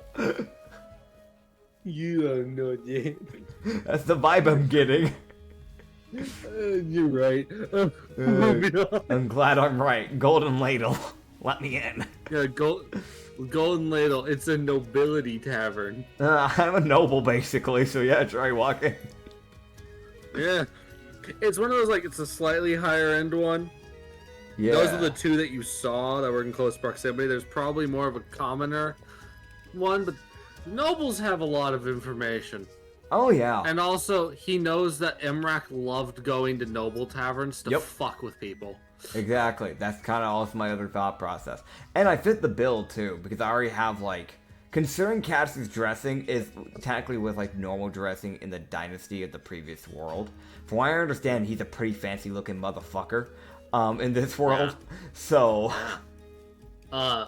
So though he's also the only femboy in existence, if I understand correctly right now. So I don't know what type of impression he's setting here, but yes. He's setting a impression. Hell yeah. Ow. My man. My finger. It's a stationary object, my guy. Listen. You don't know until it happens, okay? What do you mean? You don't know until it happens. Okay. Sure. It's exactly what it sounds like. So as you walk in, you would see there's a gambling table. Mm-hmm. And the reason why I missed this, you see the guy there's one guy who seems to be winning a lot. Okay. And so it's one of those, like, this guy is also betting a lot of money whenever he's making bets. Yeah. So half the time the other people just don't have the money to fucking bet. Yeah. So there's this guy that you see. Alright, pretty human-like. Circular, like the small circular glasses that you often see like drug dealers having a lot of times, or black market dealers. Like they're kind of shaded. But it's got like the golden frames. Pretty blonde hair that kind of like goes down to his shoulders and slightly past it a little bit, not by much. But he does have some like black hair as well. So it's like black and blonde hair. Like when I say blonde, I mean like platinum blonde. It's like a mixture of those two colors just going through his hair. A very fancy red like shirt that it could be buttoned up fully, but he has instead chosen to pop the collar and keep it unbuttoned, so you see like half of his chest, basically cleavage, even though it's a guy. And then he does seem to have like some type of like, I can guess to be probably a black jacket, but he's not really wearing it over the shoulders. It seems to just be more going like on like halfway down his like sleeves, basically. So and just kind of like it's like a half cape. Yeah. Okay. It's more so he's got that going on his. It goes around to his left, so there's like a hook there, and then the rest of it's on his right side. Gotcha. So it's more of just like a cape that kind of goes around the torso. You just kind of have to like clipped so on it's one kind of side like, and it goes around the other side. Yeah, so it's kind of like Katsu's half cape that covers his bow. Okay, so the yeah. guy does have that. It's just not in the image. Gotcha. So, but instead of it going down the I get. entire shoulder, he has it just going around his back basically and swinging to the other side. So he's dressed it more of a way of it wearing it going horizontal and wrapping rather than just vertically down. Yeah. He also has like these black dress pants, pretty fancy considering primordial times, and fingerless black gloves. And when I say fingerless, I mean the black gloves. It covers his middle finger and his ring finger and his pinky, but his pointer and his thumb is fingerless. Hell yeah. Yeah, so this is the guy that we're talking about. Yes. Okay, so he's winning a lot. Okay. Doesn't look like he's cheating. Sure. It's one of those, like, you look at it and you're like, the eyeballs tell me he's doing this all legitimately. Concerning thing, he's doing it very well. You know what? I have an idea of how I can actually verify this. Oh? Can I use, let me find it here, because I have a lot of stuff. Big ol' eye. Eyes of the Forgotten, to try and look through his perspective. Okay. From the time he's been playing in here. Go for it. It's what is it? It's just a flat D20, right? I don't use this much, so I'm trying to remember. Because it's not written down. No, so if you just use it, it's kind of random what you get, but if you have a specific thing you're Okay. trying to understand. It has good odds of working, so it will work for you. Okay, cool. It's one of those things that I roll. Gotcha. And you got a good roll, so you're good. So yeah, you do see through his eyes. Basically what you see is he's sitting there in his chair, and he has something that is in the image that is not in the image as well. Is he does have a pipe that he's holding in his right hand. TIE follower. Okay, yeah. You don't know. He just uses a pipe. Fuck off. Not everyone is a TIE follower if they have a pipe. Nah, listen, if you want to smoke, you gotta follow TIE. I don't think TIE would let this guy follow him. Probably not, I don't know. I don't know what his alignment is. TIE doesn't like gamblers. I mean, TIE's not a fan of... Unless you gamble your life in an arena, that's the only good form of gambling. He wouldn't mind gambling from at least the way I played him. It's just that he would never personally participate in it. Oh, okay, fair enough. Never mind then. He might Yeah. actually let this guy. Yeah, that's why I was Moving like, on. hold up, is that your reason? Moving on. Yeah, moving on. For those who don't know, Tai Chen is an old PC that became a god of law and honor. He does a good job. He just has to deal with a lot of fuckheads who are gods. Yeah. Half the gods he's about to strangle. Trust me, if he could strangle Yavina, he would have. But he can't, because she's clearly just blood. He also doesn't want to deal with her just talking while he's strangling her. God, she would just be flirting with him the whole fucking time. Yeah, she would. Literally, one of her was like, "You can do better than that." Oh, come on, big boy. He fucking dips the second he hears that. He's like, "Nope, no, I'm not dealing with this shit. Nope, it ain't worth it."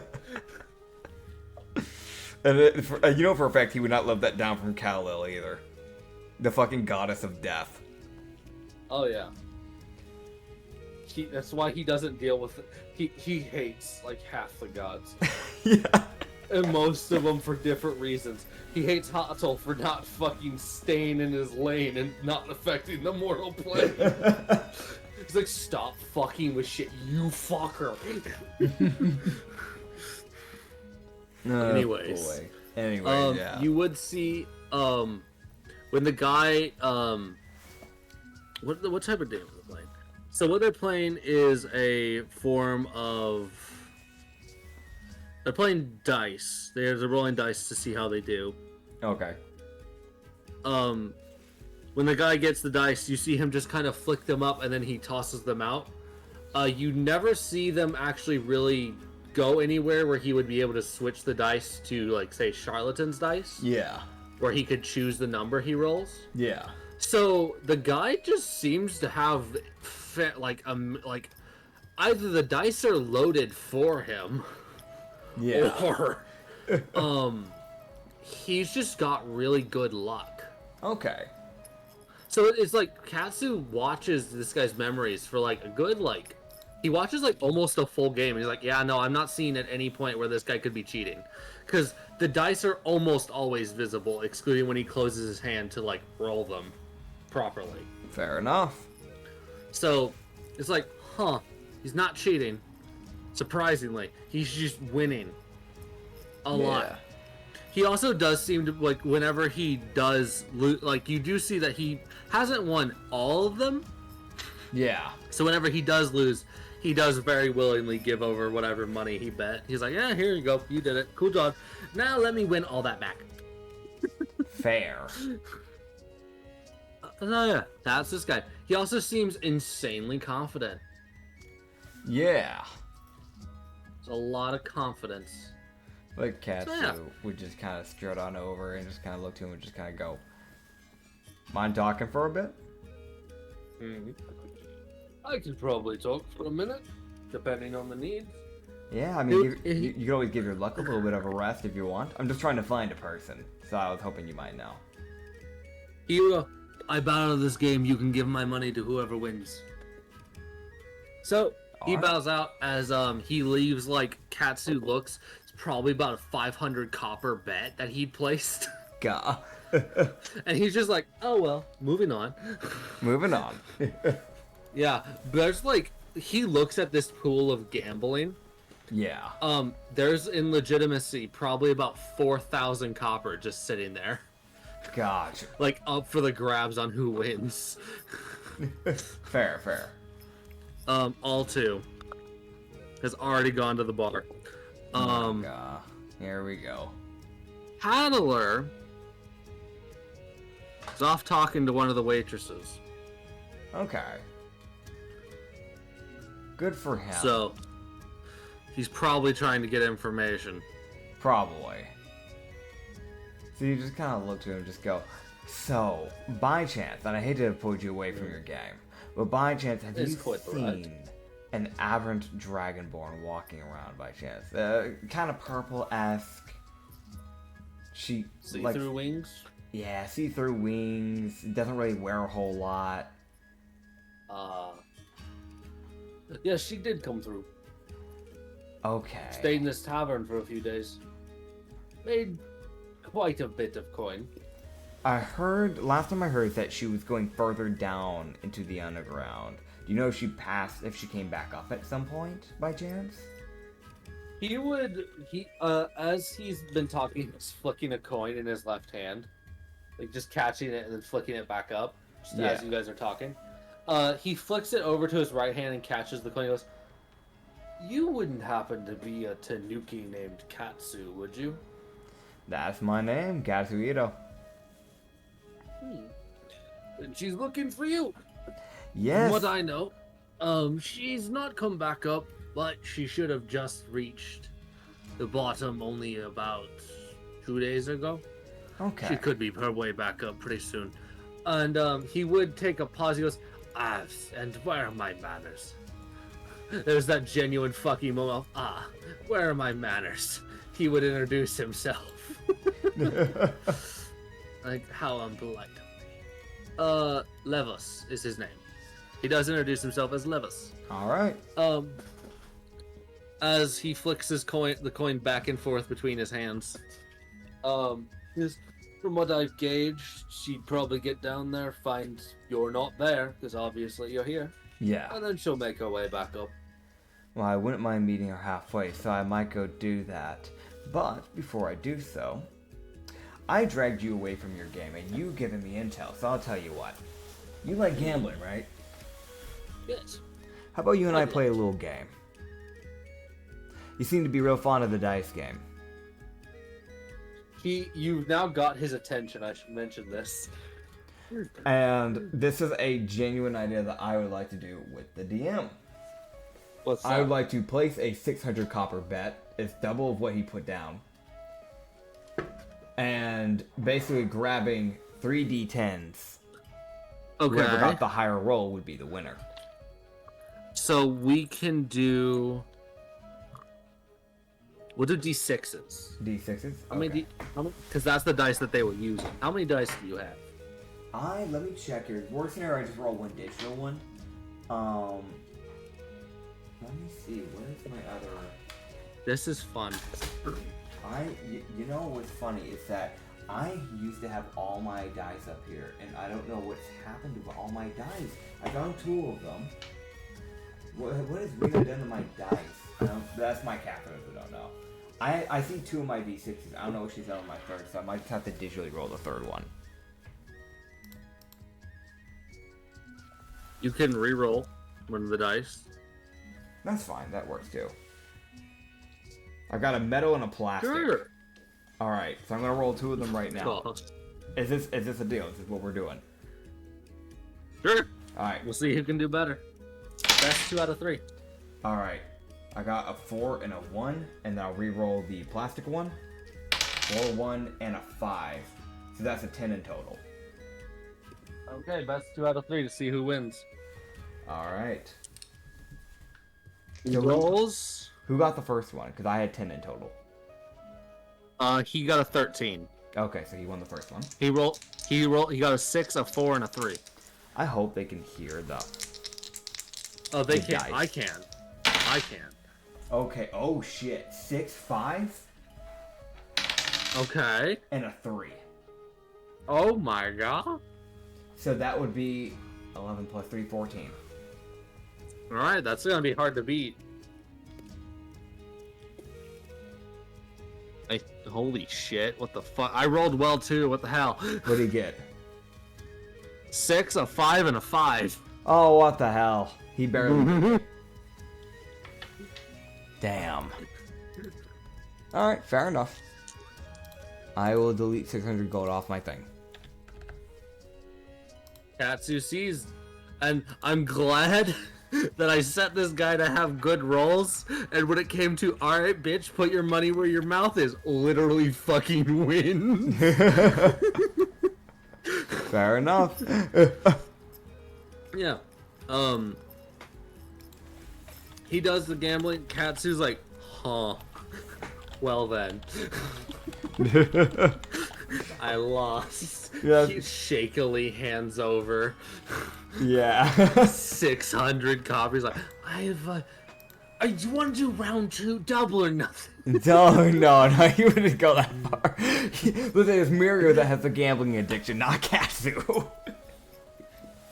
Because it hurts Katsu to even like temporarily give a copper away for the placing bit, even if he is gonna get it back. Yeah, so he just sees 600 copper descend Yeah. into Levis's pocket. He's like, Dude. He's like internally dying, but he'll just go, well, it was, at least you're living up to your reputation. Hopefully we run into each other again sometime. Indeed. Well then, I'm usually in different cities gambling, but I like to stick in Crossroads for now. Fair enough. Well, when the time comes, whenever Zebek dies down a little bit, I do have a tavern called the Red Lining up in the capital over there. If you ever wish to do some gambling over there, you can. We do have some setups for that sort of thing. Well, if I arrive, I think I'll pull some of my friends. Get the gambling hall up and moving. I'd be happy to see you there. And say hi to the bouncers for me. They're really good people. He gives a smile and nods. As Levis, basically, as you see him get up, walk over, as he heads back over to the gambling thing, as they finish their game, and the money goes to one of the guys, who, as soon as he gets all that money, he's like, I'm fucking done. He's like, I'm leaving. I need this money. Fair. As Levis sits down and places a 700 copper bet. Yeah, there it is. Time to keep making more money. Oh boy. Yeah, I'm gonna, I guess, because we just arrived here, so obviously we don't want to go right now, because then we'll be traveling at nighttime. Dude, come on, man. It's the Underdark. It's always safe. The safest place in the world. Well, it's also I also want to make sure my people are gonna be set up, so that way they can do the stuff they need to do while I'm gone. I know. And also so I can run by my bouncers. You know how that is. No, it's Yeah. also definitely not that the Underdark is one of the least safe areas. Oh yeah, definitely not. It's definitely not. Definitely not. Alright, so I'm going to, I guess, like, find out where they parked, because we didn't really figure that out. And then... he walks outside, he does not see the carriages. Okay. I guess Also, I'm going Altu and Hadler are not with him. Okay, so I walk back and go over to Hadler. Hadler, did you want to leave with me, or do you want to stay at the tavern? Sure. Okay, we might want to grab Altu. Yeah, he finishes his conversation with the waitress, walks over, grabs Altu by the back of the neck, and just walks away. Fair. Altu's like, I was doing something. What were you doing? I was finding out information. What's that in your hand? It's an empty mug. What'd you drink? Water. What does her breath smell like? Perception check. Alright. For sniffing. 13 plus 8. 21. Yes, moonshine. He looks through and just goes, "Why would you lie to me?" I didn't. You It did. was water. That's moonshine. What? Mm-hmm. You just see it. What? Why? I thought it was water. Don't lie to me. I fucking insight. Okay. Inside. Insight. 21.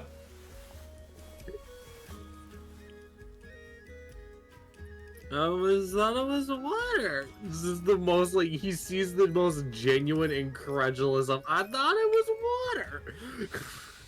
I asked for water. I assumed it was water. I tell you, that wasn't water. You know what? There's a chance. Yeah. She asked for water, and the guy was like, ah, yes, quote unquote water. You want moonshine. Got it. But Yeah. she's sitting there like, I want water. Yeah. She got the fucking quote unquote water. Aw. It's not water. But because Altu is a raging alcoholic, she can't tell the taste of alcohol versus water. So she thought it was water. God. He looks back at Heather and just goes, "Might want to keep an eye on her." I figured. I always been was water. I hell have a mug. Yeah, we know. We know. You guys walk away, she's like, yeah, Mr. Man, have a mug. Yeet. Oh my god. Here, Mr. Man, have a mug. Yeet. God, I'm Maja hand slapping it so it doesn't hit him.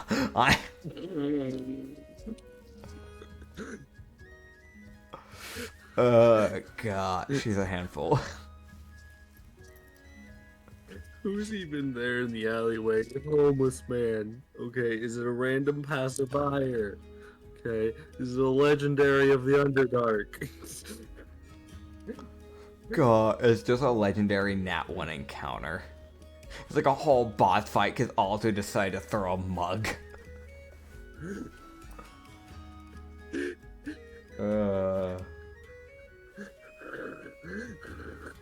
That would be my luck. Yeah?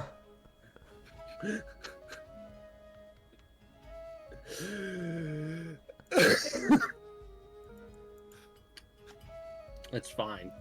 Yeah? It's just some random fucker. Okay, cool. Good. Yeah, at least keep him from getting hit. Yeah. Oh my god. Yeah, we're just gonna get back You to just- the caravan. We just You gotta just see find it. this random. You just see this this guy who's just minding his own business. This fucking mug vehemently approaches his location. Yeah. And then gets smacked out of the air like, no. It's probably confusing to see that. Uh-huh. Because he's seen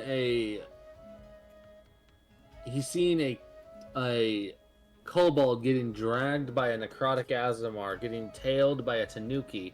The kobold yeets a mug, and the tanuki fucking spins around and bitch slaps the mug out of the air.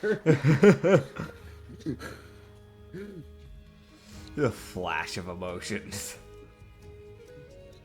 I wish to express upon you visible whiplash. Uh-huh. Yeah, you guys would get back.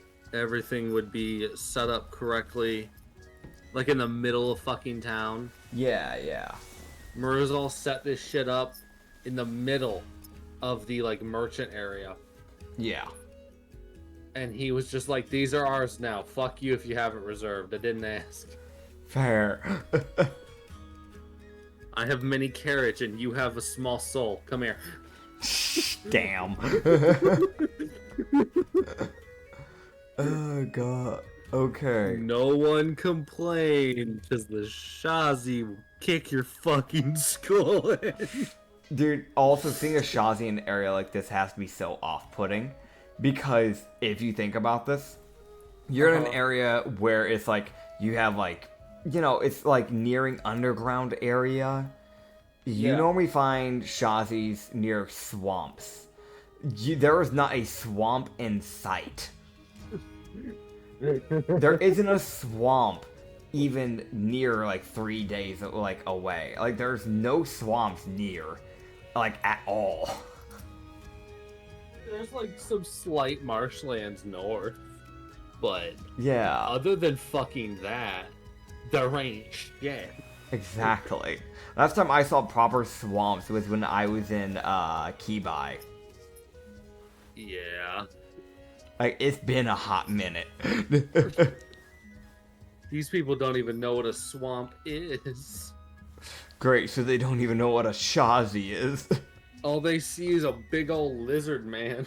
Well, lizard fish man. That lizard has gills and fins. The confusing thing that it's a lizard with fins. Is there anyone who says something racist? Don't say anything racist. Dude, I feel like if they're gonna say anything racist, it's probably gonna be about the light that comes from behind the dorsal fins hiding the ears. Yeah. But they might just get flashed because that is like a Shazi mechanic. You can just blind a person, if I remember correctly. Oh yeah. I think it gives them Where's the the condition stunned, if I remember right. It's been a while since I made that race. I know it blinds them. Yeah. Oh boy. All right. Someone was about to start talking shit, and then the fucking Shazi stared at them and drew a glaive, and they were like, never mind.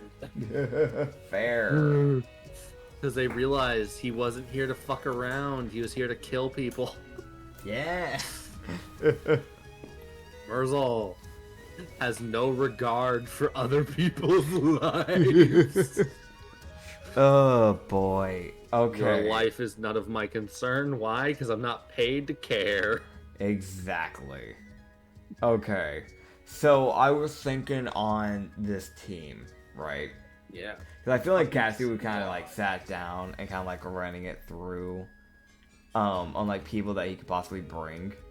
I think, because I'm also running through people that I haven't brought yet before as well. I think it would be good to bring the 2 new people to kind of give them a feel for the job. So I might bring Mashin and Nurmi. Mashin's a monk, right? Or is he a fighter? No, because he had blades, right? Yeah, he had blades, I think. I'm trying to remember. For those who don't know, Mashin is the homeless guy that we picked up last session. That we No, he's he's a monk. He is a monk. He's a monk. Okay. And then Nurmi, I don't know what class she is. I'm guessing fighter. She's a fuck you die. I was thinking of possibly making the party Mashin, Nurmi, and Alice, because it gives Alice a reason to embark away from the caravan for like once. But also, we don't need 3 monks.